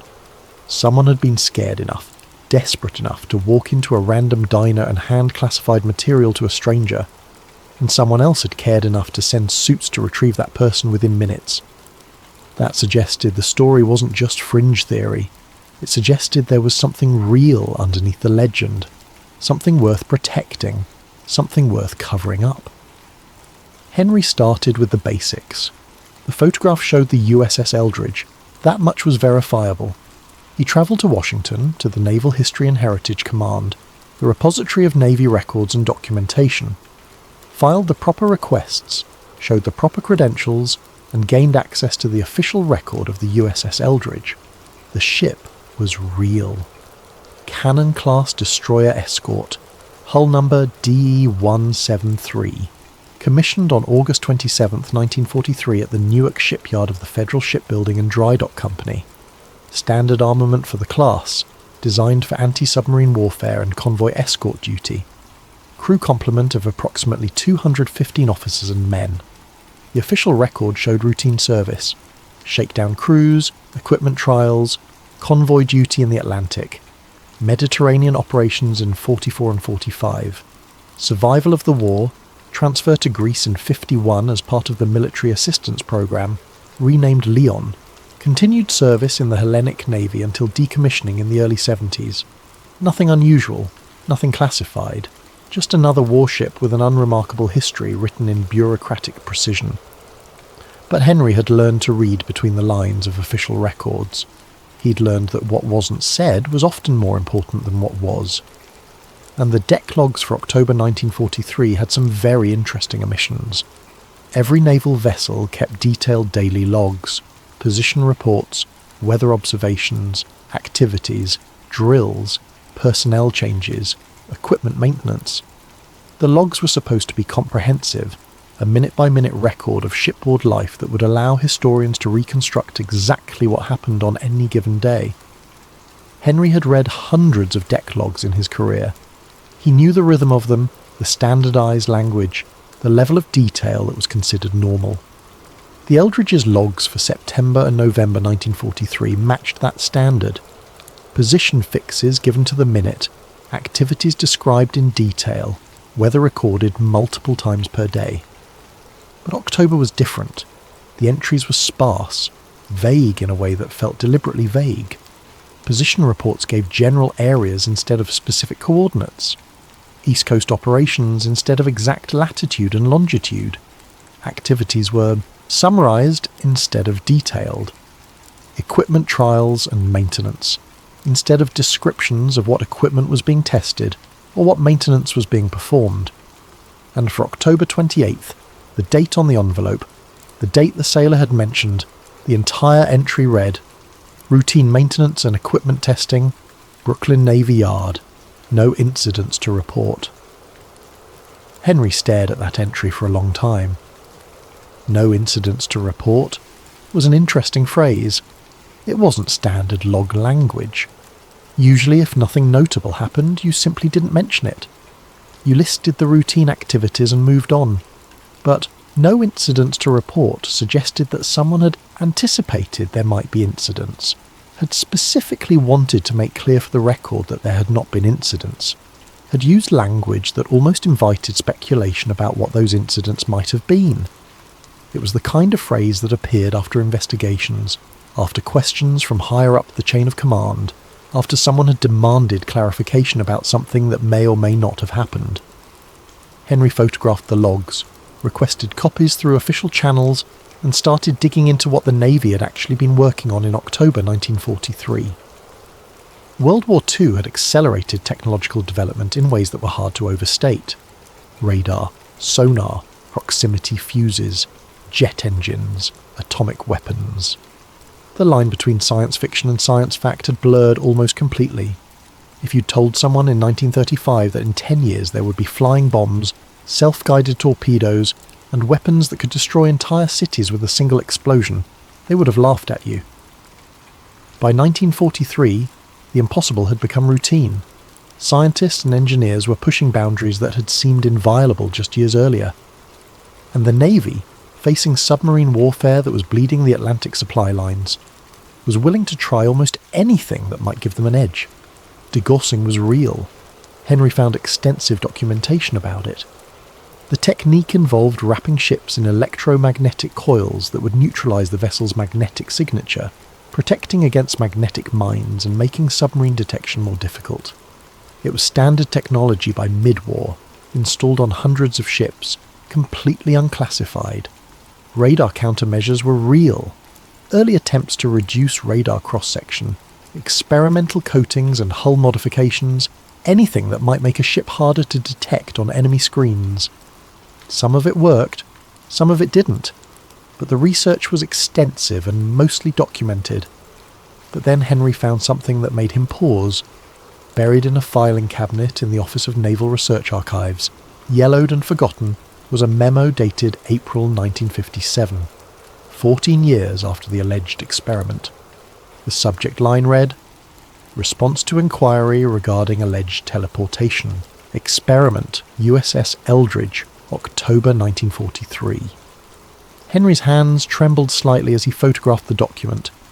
The memo was brief, written in the clipped bureaucratic language that characterized official denials. It acknowledged that rumours had been circulating about an invisibility or teleportation experiment. It stated clearly and unequivocally that no such experiment had occurred, that the technology required for such an experiment did not exist in 1943 and still did not exist in 1957. But then came the final paragraph, the one that Henry read 3 times to make sure he was understanding it correctly. However, it should be noted that electromagnetic field research was conducted at the Philadelphia Naval Shipyard during the relevant time period. Said research was classified under Project Rainbow and related to degaussing and countermeasure development. While no experiments involving teleportation or invisibility occurred, the presence of this research and the associated equipment installations may have contributed to misunderstandings among personnel not briefed on the program's actual purpose. All records related to Project Rainbow remain classified and are not available for public review. Project Rainbow. Henry felt something shift in his understanding. This wasn't a complete denial. This was an acknowledgement disguised as a denial. The Navy was admitting that classified electromagnetic research had been conducted at Philadelphia in October 43. They were admitting the research was significant enough to still be classified 14 years later. They were even admitting that the research might have been mysterious enough to confuse people who saw it. What they weren't doing was explaining what Project Rainbow actually was. Henry spent the next month searching for anything related to Project Rainbow. He filed Freedom of Information Act requests, interviewed retired naval officers, traced budget allocations through congressional records. Most of what he found was redacted or missing, pages removed from files with notes saying classified material removed or transferred to secure storage. But he did find one interesting connection.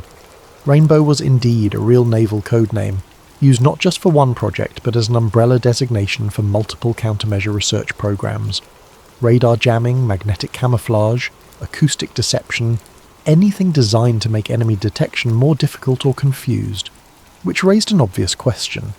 If Rainbow was just a code name for conventional countermeasure research, why was it still classified in 1957? Degassing was public knowledge. Radar jamming was public knowledge. What exactly had the Rainbow program been working on that still couldn't be revealed more than a decade after the war ended? Henry's next lead came from the Philadelphia experiment's most famous witness, a man named Carl Meredith Allen. Sometimes he went by Carlos Allende, sometimes just Carlos Allen. He'd sent letters to the Office of Naval Research in the 1950s claiming to have witnessed the experiment firsthand. Henry had read copies of those letters years ago, when he first encountered the Philadelphia experiment story. They were strange documents, rambling and marginalia filled, written in a distinctive style that mixed technical language with mystical speculation. Allen claimed he'd been serving on a merchant ship, the SS Andrew Furuseth, and had watched the Eldridge disappear from Philadelphia and reappear in Norfolk. The Navy had dismissed the letters as crackpot nonsense. Henry had initially agreed. But after finding the Project Rainbow memo, he decided to track down Allen's surviving family and see if there was anything more to the story. Allen had died in 1994, but his sister still lived outside Philadelphia. Henry called her, explained he was researching wartime naval operations, mentioned her brother's name carefully, watching for her reaction. There was a long silence on the phone. Then, "You're the first person to ask about Carl in years. Most people think he was crazy." "Was he?" Henry asked gently. Another pause. "I don't know. He saw something. Something that scared him for the rest of his life. Whether it was what he claimed it was, I can't say.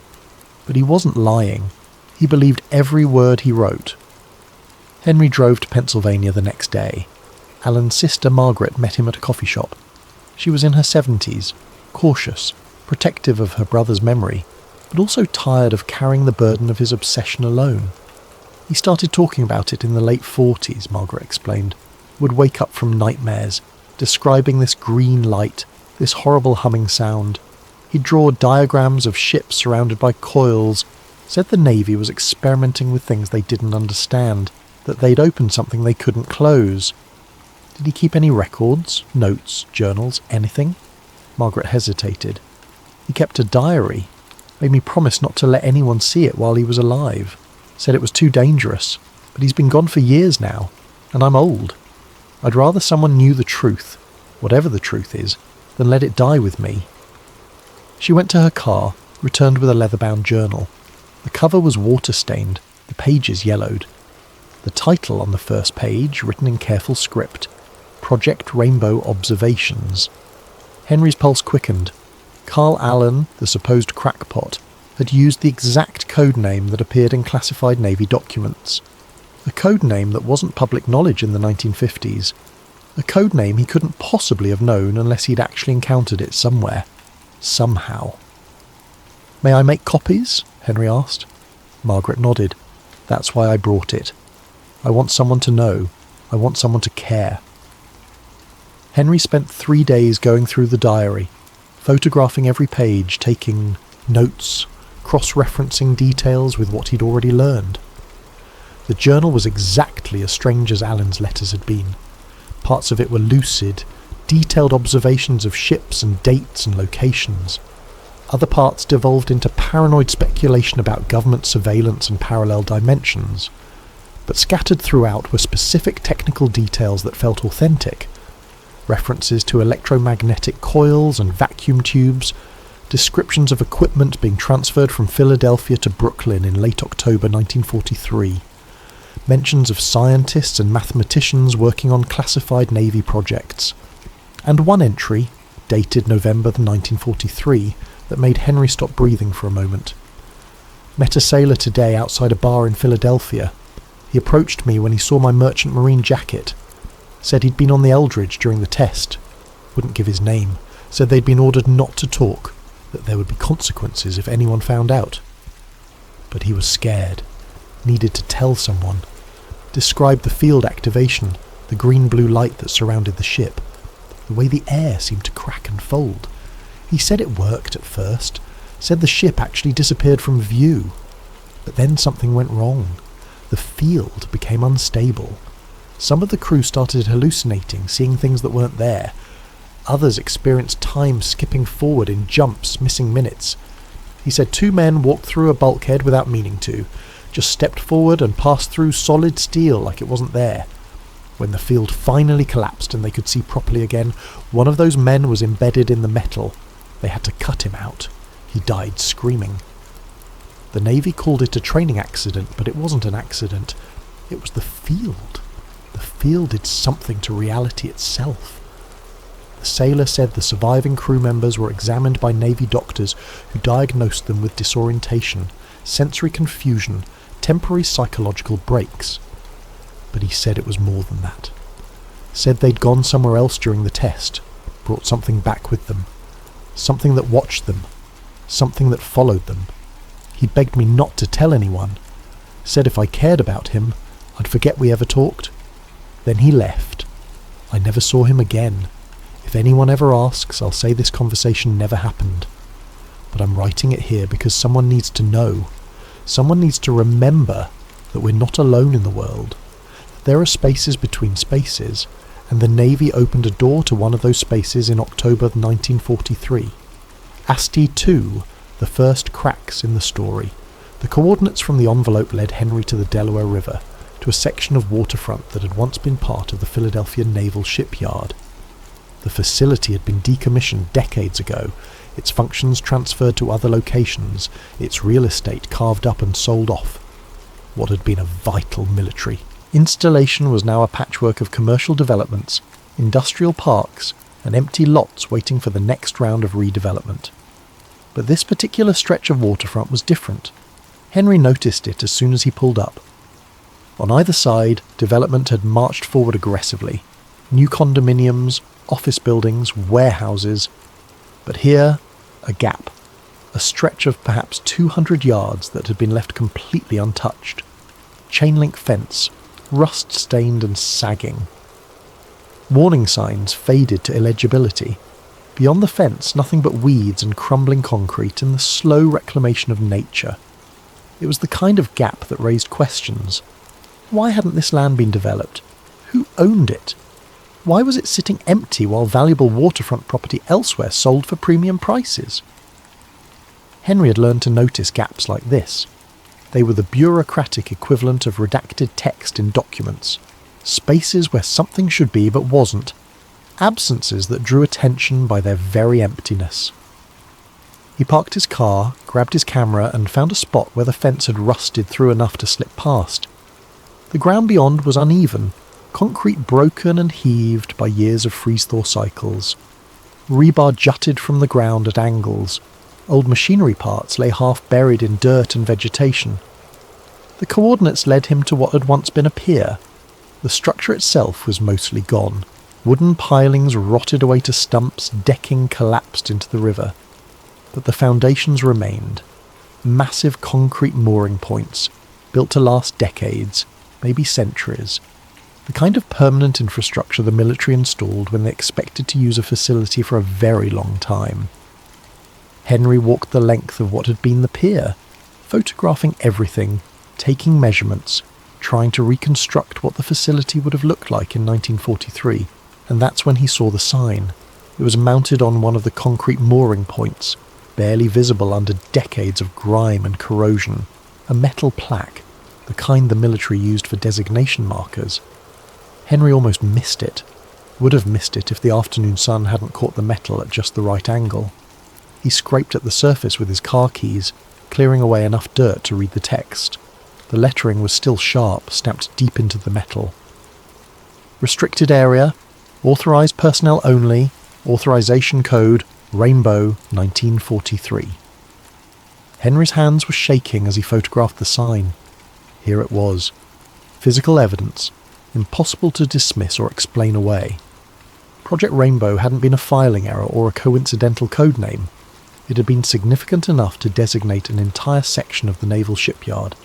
Significant enough to require specific authorization codes. Significant enough to restrict access, even during a war when security was paramount everywhere. He spent the next hour searching the area for anything else that might have survived. And what he found made his skin prickle despite the summer heat. Scorch marks on the concrete. Not fire damage. Not the kind of charring you'd expect from industrial accidents or wartime activity. These were different. Circular patterns, perfectly symmetrical, radiating out from a central point like someone had drawn them with a giant compass. The marks were deep, the concrete itself altered in ways that shouldn't be possible. Henry crouched down, ran his fingers over the scorched surface. The concrete felt smooth, almost glassy in places, like it had been melted and then rapidly cooled. The pattern repeated multiple times across the pier foundation, always the same circular shape, always radiating from a central point. He photographed the marks from multiple angles, measured their dimensions, collected samples of the affected concrete by chipping off small pieces and sealing them in evidence bags. Later, he'd have them analysed by a materials engineer at MIT who owed him a favour. The engineer's report would arrive 3 weeks later, and it would raise more questions than it answered. The concrete had been exposed to sustained temperatures exceeding 2,000 degrees Fahrenheit. But the heat hadn't come from conventional sources. The damage pattern suggested electromagnetic heating, like what you'd see in an induction furnace, but on a massive scale and applied in precise circular patterns. "I've never seen anything like this," the engineer wrote in his analysis. The precision required to create these patterns, the heat levels needed, the fact that it's focused in such specific areas while leaving surrounding concrete untouched. Whatever caused this, it wasn't conventional technology. At least not any conventional technology I'm aware of. And the really strange part? Based on the depth of heat penetration into the concrete, this happened all at once. Not over time, not from repeated exposure. Someone or something applied massive electromagnetic energy in a single event, and these marks are what remains. But Henry didn't have that analysis yet as he stood on the abandoned pier in the fading afternoon light. All he had were strange scorch marks, and a growing certainty that something significant had happened here. Something that the official record had carefully avoided documenting. Back in the archives, Henry focused on the Eldridge's movements during October 1943. The official record said the ship had spent most of that month in New York, conducting trials and equipment installation at the Brooklyn Naval Yard. Standard procedure for a newly commissioned vessel. Nothing unusual about that. But Henry had learned to look at not just what was recorded, but how it was recorded. And the transfer logs for that period had some interesting anomalies. Standard naval procedure required detailed manifests for any equipment transfer. What was being moved, why it was being moved, who authorised the transfer, where it came from, where it was going. The Navy was obsessive about documentation. Everything had to be tracked, verified, receipted. It was how the military prevented theft, ensured accountability, maintained the paper trail that bureaucracies required to function. But on October 26, 1943, there was an entry in the Philadelphia Naval Shipyard transfer logs that violated all those standard procedures. Special equipment transfer to Brooklyn Naval Yard. Authorization code Rainbow. No manifest required. Classification level restricted. Transfer completion to be confirmed by receiving facility. No manifest required. That was unusual enough to be noteworthy. Equipment transfers without manifests were rare, reserved for highly classified material that couldn't be described in standard documentation. But the classification level being listed as restricted, rather than using standard designations like confidential, secret or top secret, was even stranger. Restricted suggested a compartmentalized program, something so sensitive that standard classification levels didn't apply. The transfer was logged as complete on October 29th, one day after the date on the envelope, one day after the alleged experiment. The timing was too precise to be coincidental. Henry tried to find records of what had been transferred, who had authorized it, where the equipment had come from, where it had gone after arriving in Brooklyn. Every angle he pursued led to the same dead end.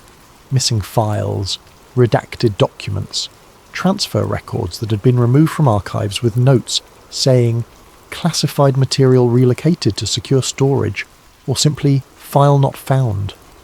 It was a pattern he'd seen before, the bureaucratic equivalent of burning evidence. You couldn't make records disappear completely, that would be too obvious. But you could scatter them, classify them at different levels, move them to facilities with restricted access, essentially bury them so deep that finding all the pieces became effectively impossible. But sometimes pieces survived in unexpected places.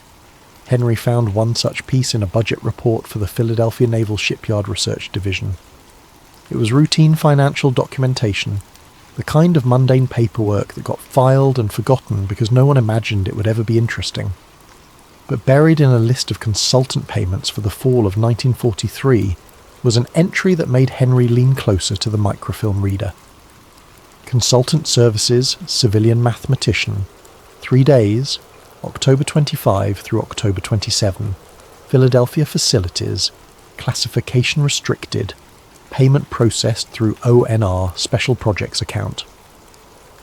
The consultant's name was redacted, but the file reference number included initials, JVN John von Neumann. It had to be. How many civilian mathematicians with those initials would have been consulting for the Navy in October 1943? How many would have been working on projects classified at special restricted levels? John von Neumann was one of the greatest minds of the 20th century. Mathematician, physicist, computer scientist, polymath. He'd worked on the Manhattan Project, contributed to quantum mechanics, pioneered game theory, helped develop the first programmable computers. If there had been a classified Navy project involving advanced physics and electromagnetic theory in 1943, von Neumann would have been exactly the kind of person they'd bring in as a consultant. And the dates: October 25th through 27th, 3 days that ended one day before the alleged experiment on October 28th. Von Neumann would have left Philadelphia just as the test was being prepared, having provided the mathematical framework, the theoretical foundation, whatever expertise the Navy needed to attempt something unprecedented. Henry tried to find more information about von Neumann's work for the Navy in 1943. Hit the same walls he'd hit with everything else related to Project Rainbow. Redacted files, missing records, vague references to classified consulting work with no details about what that work entailed. But he had the initials. He had the dates. He had evidence that one of the world's leading mathematicians had been in Philadelphia, working on a restricted project right before the alleged experiment. The pieces were starting to connect. Not conclusively, not in a way that would convince skeptics, but enough to show a pattern. Enough to suggest that something real had happened beneath the layers of denial and misdirection. Henry knew he needed more. Documents and dates were important, but they could be explained away. He needed witnesses. People who'd been there, who'd seen what happened, who could provide first-hand testimony that matched the documentary evidence. Finding those witnesses would prove to be the hardest part of the investigation, and the most disturbing. Act 3. What really happened in 1943. Finding witnesses to something that officially never happened was like trying to reconstruct a photograph that had been deliberately torn into pieces and scattered. Henry started with the Eldridge's crew manifest, the official list of officers and enlisted men who'd served on the ship during her commissioning and early operations. Most of them were dead. 70 years had passed. The youngest would be in their late 80s or early 90s now. Heart disease, cancer, accidents, the simple attrition of time. Henry cross-referenced the manifest with veteran death records, tracked down obituaries, built a database of who'd survived and where they might be found. Out of a crew of 215, he found 37 men still alive.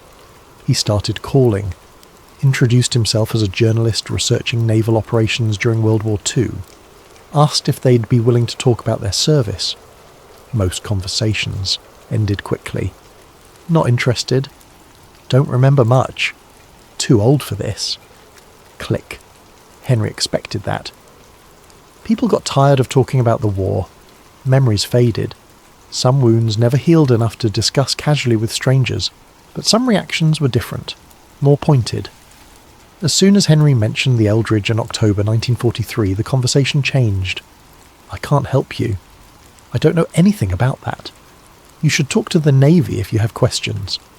Click. Those reactions were interesting. Not I don't remember, but I can't help you. Not forgetfulness, but unwillingness. Like they'd been told not to talk.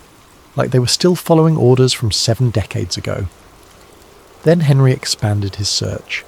He started looking not just at Eldridge crew members, but at sailors who'd been stationed at the Philadelphia or Brooklyn naval yards during October 1943. Men who might have seen something, witnessed something, even if they hadn't been directly involved. That's how he found Edward Ryan.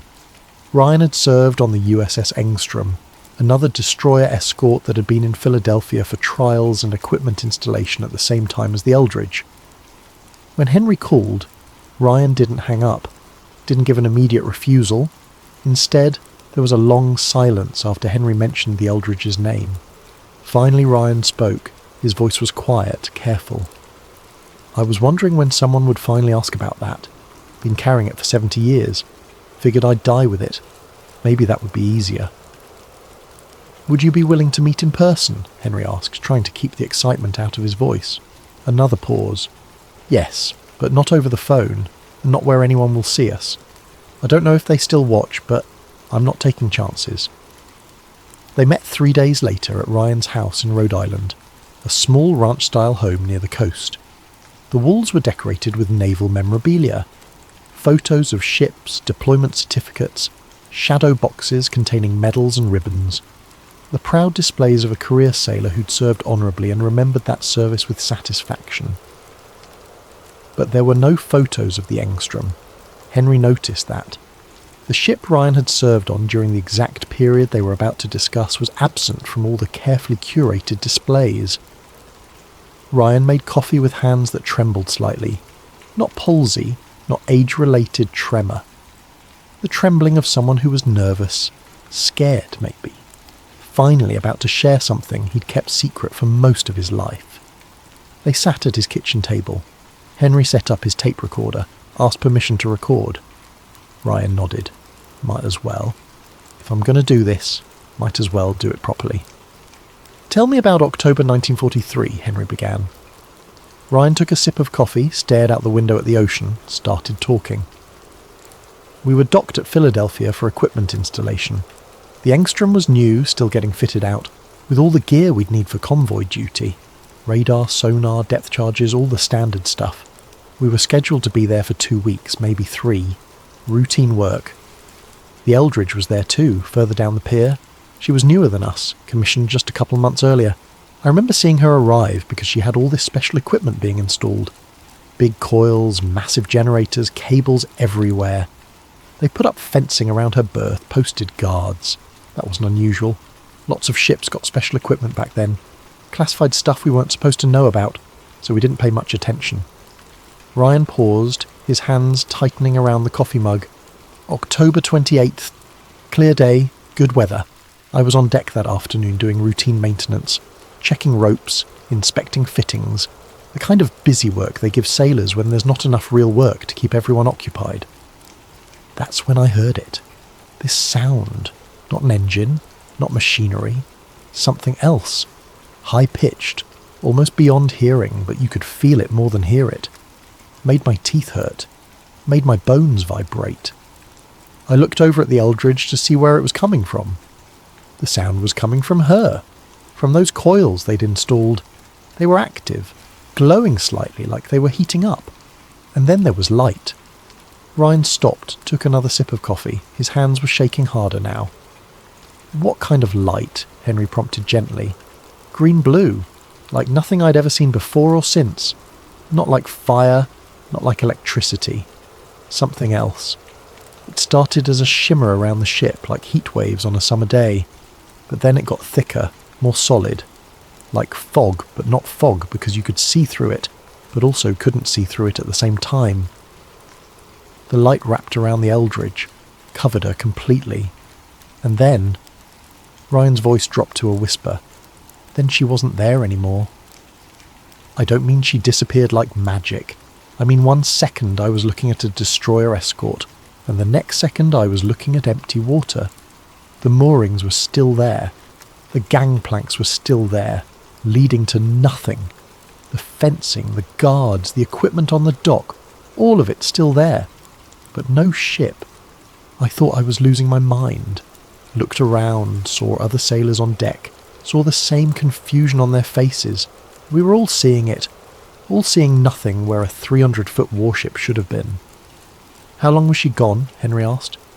Maybe 30 seconds, maybe a minute. Hard to say. Time felt wrong, stretched out. Then the light appeared again, and the ship came back. Just materialised out of nothing, exactly where she'd been, like she'd never left. But something was different.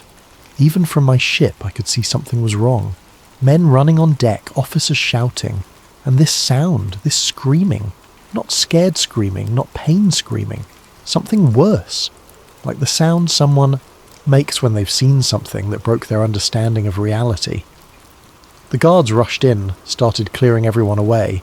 Officers came running from the shipyard offices. We were ordered below deck immediately, told not to discuss what we'd seen, told it was a classified test and talking about it would be considered treason. Next day, the Eldridge was gone. Moved to Brooklyn, they said. Emergency transfer for additional equipment installation. And anyone who'd been on deck during the test, anyone who'd seen what happened, got called in for medical evaluation. Ryan pulled out an old folder, the kind veterans kept with their discharge papers and service records. Inside was a medical form, yellowed with age, dated October 31st, 1943. Henry read the diagnosis. Severe disorientation, sensory confusion, temporary vision disruption. Recommend observation for possible neurological effects from equipment malfunction exposure. Equipment malfunction, Ryan said bitterly. That's what they called it. An equipment malfunction that made a ship disappear. An equipment malfunction that scrambled the minds of everyone who saw it. They examined all of us. Physical exams, neurological tests, psychological evaluations. Asked the same questions over and over. What did you see? What do you remember? Are you experiencing headaches, nausea, disorientation? They had experts explain it to us. Scientists with charts and equations. Made it sound perfectly normal, perfectly explainable. Some kind of optical phenomenon created by the experimental equipment. A mass hallucination caused by electromagnetic interference with brain function. Nothing to worry about. Nothing that actually happened. But it wasn't an optical phenomenon. I know what I saw, and I know what happened to the other men who were there. 7 of us total from the Engstrom were on deck that afternoon. 3 of them had complete nervous breakdowns within a month, had to be medically discharged, spent time in naval psychiatric facilities. 2 more committed suicide before the war ended. The Navy said it was combat stress, coincidence, the normal toll of warfare. But I knew different. Those men were fine before the test. Strong, stable, good sailors. What they saw that day broke something in them. What about you? Henry asked quietly. How did you cope? Ryan was silent for a long moment. I started drinking, heavily. It took me years to stop. Even now, I have nightmares. Not about combat, not about anything else from the war. Just that green light. That impossible moment when reality stopped making sense. I wake up and I can still feel it. That wrongness. like the world around me is just a thin shell over something vast and incomprehensible. What do you think happened? Henry asked. Honestly? Ryan looked him in the eye. I think they were trying to make the ship invisible to radar. Maybe to the naked eye too. I think they succeeded. And I think, whatever method they used had effects they didn't anticipate, didn't understand, couldn't control. That's what I think happened. They tore a hole in something, opened a door that should have stayed closed, and they couldn't close it properly. Henry left Rhode Island with the tape recording, the medical document, and a list of names. Ryan had given him other sailors who'd been in Philadelphia that day, men who might still be alive, who might be willing to talk. The second witness Henry tracked down was Michael Torres. Unlike Ryan, Torres hadn't been in Philadelphia at all. He'd been stationed in Norfolk, Virginia, serving on a supply ship, 500 miles away from the alleged experiment. But Torres had his own story, and it matched the legend in ways that made Henry's hand shake as he took notes. They spoke over the phone. Torres lived in Arizona now, far from any ocean, far from anything that might remind him of his Navy service. He sounded wary when he answered, but something in Henry's questions made him decide to talk. October 28th, 1943, Torres began. We were loading cargo at the Norfolk docks. Standard supply run, nothing unusual. Around 2 in the afternoon, someone started shouting, pointing at the harbour. There was a ship there, just appeared. Didn't sail in, didn't come from anywhere we could see. It was just suddenly there in the middle of the harbour where no ship had been seconds before. I saw the hull number, D173, the USS Eldridge. I remember because one of our officers checked the fleet positions, got on the radio, started asking what the hell a destroyer escort was doing in Norfolk when she was supposed to be in Philadelphia. The ship looked wrong. That's the best way I can describe it. The outline was sharp, but somehow blurred at the same time, like looking at something through water or heat shimmer, and there was this green tint to the air around it, this glow that didn't come from any source I could identify. We watched it for maybe 10 minutes. Everyone on the dock stopped working, just stared. Then it vanished, same way it appeared, just gone like it had never been there. When our officer finally got through to Philadelphia Naval Yard, they confirmed the Eldridge was there, had been there all day, never left. But I saw it. We all saw it. A ship can't be in 2 places at once, unless something impossible happened. Henry pulled up the Navy cargo logs for Norfolk on October 28th. He'd checked them before, found nothing unusual in the official entries, but this time he looked more carefully at the handwritten notes in the margins, the unofficial comments that dock workers sometimes scribbled. One entry, logged at 1400 hours, right around the time Torres described. The official entry was routine, standard harbour operations, loading and unloading, nothing noteworthy. But in the margin, in barely legible handwriting, unexpected hull presence. Detected, approximate location Pier 7. No identification available. No record of scheduled arrival. Duration approximately 10 minutes. Phenomenon unexplained. Recommend further investigation. No ship name attached, but the timing matched perfectly. The location matched perfectly. And the language, unexpected hull presence, suggested radar or visual detection of something that shouldn't have been there. The Philadelphia experiment legend had always claimed the Eldridge disappeared from Philadelphia and reappeared in Norfolk. Henry had dismissed that as embellishment, the kind of detail that got added to stories over time, but here was evidence, not conclusive but compelling, that something matching that description had actually occurred. Henry found one more piece of evidence before moving to the next phase of his investigation, and it was the most disturbing thing he'd discovered yet. In a box of declassified documents from the Office of Naval Research Photographic Archives, buried among hundreds of unremarkable images, he found a photograph stamped with a classification level that had been downgraded to unclassified in 1990. The date on the stamp, October the 1943. The source, Philadelphia Naval Shipyard. The image was blurry, taken from a distance with a telephoto lens. It showed the deck of a ship, metal structures, equipment. And in the foreground, partially obscured by what might have been smoke or fog or some kind of distortion field, was something that looked disturbingly like a human shape. But the shape wasn't standing on the deck. It was embedded in the metal, fused into the steel plating. The outline was clear enough: arms extended, torso twisted, head tilted at an unnatural angle. Like someone had been walking forward when the metal suddenly became solid around them, trapping them permanently in the structure of the ship itself. Henry stared at the photograph for a long time, trying to find some other explanation. A trick of light and shadow, an artifact of the photographic process, anything other than what it appeared to be. He brought the image to the Navy archivist who'd been helping him access documents, showed it without comment, waited for a reaction. The archivist's face went pale. He looked at the file number, looked at Henry, looked back at the photograph. "This file was misfiled," he said quietly. "This shouldn't be in the declassified archives. It should never have been accessible to public research. You need to return it immediately." "What is it?"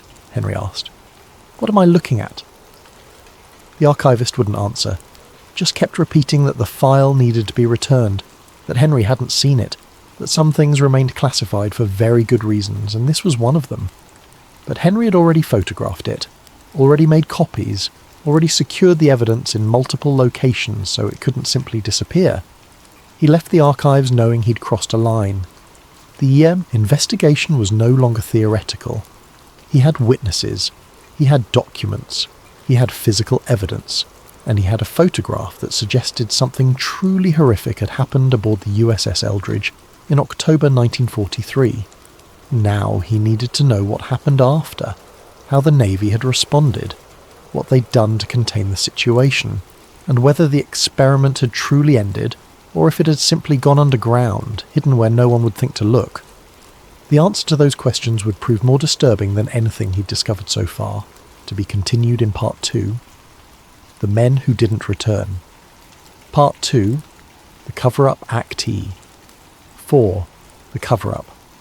The pattern emerged slowly, like a photograph developing in chemical baths.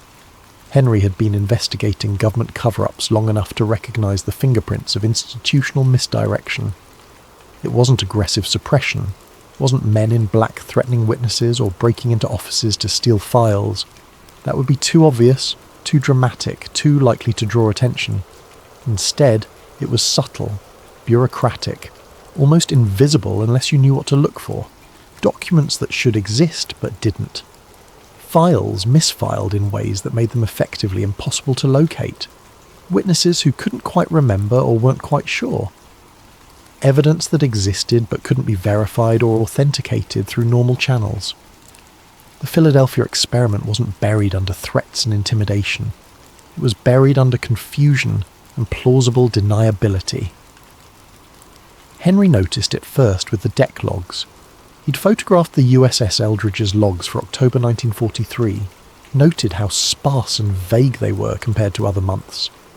But when he examined the physical documents more closely, comparing them to logs from September and November, he found something interesting. The paper was different. The September and November logs were written on standard Navy issue forms from 1943. Slightly yellowed, consistent aging, the paper quality matching other wartime documents. But the October logs used different paper, whiter, crisper, the kind of stock that came into use in the early 50s.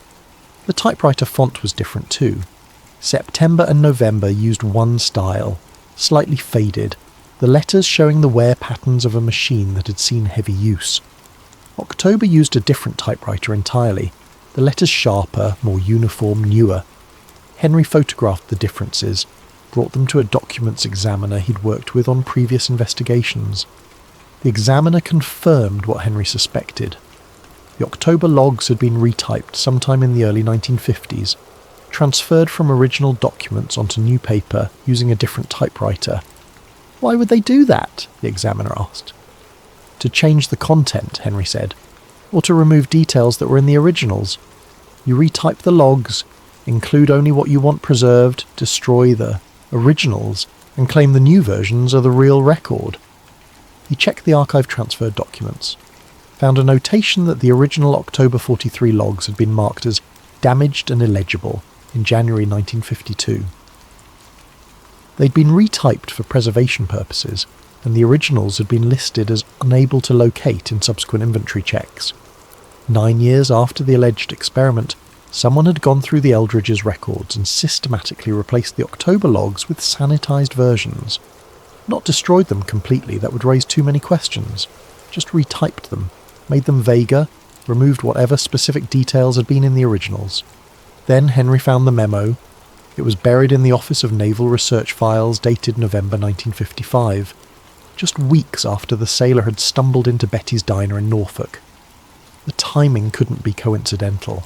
The memo was brief, marked for limited distribution to facility commanders and security officers. The subject line read, "Guidance regarding Project Rainbow inquiries. Recent unauthorized disclosures have resulted in increased public inquiry regarding historical Navy research programs, specifically those conducted under the Rainbow designation during World War II. Personnel are instructed to terminate all discussions of these programs and refer any questions to the Office of Naval Research Security Division for official response. No statements regarding Rainbow research should be made without prior approval from ONR Command. All documentation related to Rainbow programs remains classified and is not available for public review. Violations of these guidelines will be treated as unauthorized disclosure of classified information. Terminate discussions, not answer questions, not clarify misunderstandings, not provide factual corrections. Terminate." That was interesting language for a project that supposedly never existed, or had been nothing more than routine degaussing research. Henry's investigation was starting to attract attention. He noticed it gradually, the way you notice the temperature dropping degree by degree. Nothing dramatic at first, just small things that individually meant nothing but collectively suggested surveillance. A car that seemed to be parked near his apartment more often than random chance would explain. Same make and model, different license plates, but always someone sitting in the driver's seat reading a newspaper. Phone calls where no one spoke on the other end. Not wrong numbers, not telemarketers, just silence and the faint sound of someone breathing, listening. His hotel rooms in Washington showing signs of having been searched. Nothing dramatic, nothing stolen. Just small things out of place. Clothes folded slightly differently than he'd left them. Papers in his briefcase rearranged. His notebook moved from one side of the desk to the other. Henry wasn't paranoid. He'd dealt with government. Surveillance before, knew what it looked like, knew how to recognize when someone was keeping tabs on your activities. But this felt more focused than his previous experiences, more interested in what he was finding and who he was talking to. He started taking precautions, made copies of everything, stored them in multiple locations, safety deposit boxes, trusted friends, lawyers' offices, varied his routines, took different routes to meetings, checked for tails before conducting interviews. Then Edward Ryan called. "I found something," Ryan said. His voice was excited, breathless. "Was going through old papers from my service, stuff I hadn't looked at in decades. There's a letter from someone who was on the Eldridge. He wrote to me in 44, said he needed to tell someone what really happened. I'd forgotten about it completely, but it's here, and Henry, it confirms everything." "Can you send it to me?" Henry asked. "I'm going to make copies first, mail them to different addresses, just in case.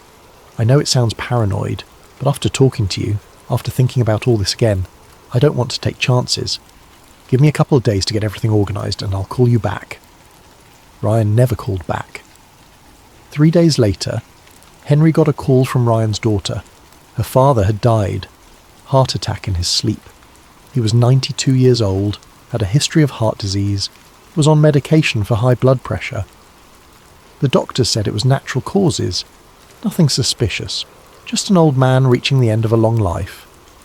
Henry felt something cold settle in his stomach. The timing, just days after Ryan had found something important, just days after he'd talked about making copies and sending them to safe locations. "I'm sorry for your loss," Henry said carefully. "Your father was a good man. He told me a lot about his service." "He enjoyed talking to you," Ryan's daughter said. "First time in years he'd really opened up about the war. He seemed lighter after your conversation, like he'd put down a burden he'd been carrying too long." They talked for a few more minutes. Arrangements, funeral details, Then, as they were about to hang up, Ryan's daughter mentioned something that made Henry's pulse quicken. Oh, there was something strange. 2 men came to the house the day after Dad died. Said they were from the Veterans Affairs Office, needed to collect his service records for processing. Very official, had ID badges and everything. But they didn't leave any paperwork, didn't give us any receipts, just took a box from Dad's study and left. Henry gripped the phone tighter. What did these men look like? I don't know. Average, I guess. Dark suits. I can't really remember their faces. Is that weird? I saw them, talked to them, but I couldn't describe them if you asked me. The same description Betty Kowalski had given. The same impossibility of remembering details. Men designed to be forgotten. Did they take anything else, besides the box? I'm not sure. Dad's study was kind of a mess. He'd been looking for something in there the day before he died, pulling out old folders and papers. I was going to help him clean it up after I finished work, but then She trailed off. Henry attended the funeral, paid his respects, talked to Ryan's family, didn't mention his suspicions. But after the service, when everyone else had left, he sat in his car in the cemetery parking lot and thought about the timing. Ryan finds evidence. Ryan dies 3 days later. Men in suits arrive immediately and remove his papers. A 92-year-old man with heart disease dying suddenly is unremarkable. Unless you knew what he'd been about to reveal. Unless you knew someone had a very strong interest in making sure that evidence never surfaced. Henry knew he was running out of time. The story was coming together, but it was also falling apart. Witnesses dying, documents disappearing, his own investigation increasingly compromised. He needed something definitive, something they couldn't disappear or explain away, something that would prove beyond doubt that the Philadelphia experiment had been real. He needed to find someone who'd been directly involved, someone on the inside, someone who knew exactly what had happened and could confirm the truth. That's when he found Arthur Calloway. Calloway wasn't listed on the Eldridge's crew manifest. According to Navy records, he'd served on a completely different ship, the USS El Dorado, and had been reported missing in action in 1944 during Mediterranean operations. His family had received a telegram, a flag, condolences from the Secretary of the Navy. But Henry found a discrepancy. It was small, easy to miss, the kind of thing that only emerged when you cross-referenced multiple document types. An insurance form filed by Calloway's family in 1946, trying to collect on a life insurance policy. The form listed his service history, including all ship assignments, and there, buried in the middle of the list, was a single line that didn't appear in any official Navy records. Temporary assignment USS Eldridge, special duty, October 1943. Special duty. That was Navy code for classified assignments. Operations that didn't appear on standard manifests. Henry had seen it before in other contexts. Men pulled from their regular posts for short-term assignments that needed specific expertise or security clearances. So Arthur Calloway had been assigned to the Eldridge in October 43 for special duty. And then he'd been listed as killed in action the following year. Except Arthur Calloway wasn't dead. Henry found him through a combination of bureaucratic archaeology and dumb luck. A death certificate that was filed but then withdrawn. A social security number that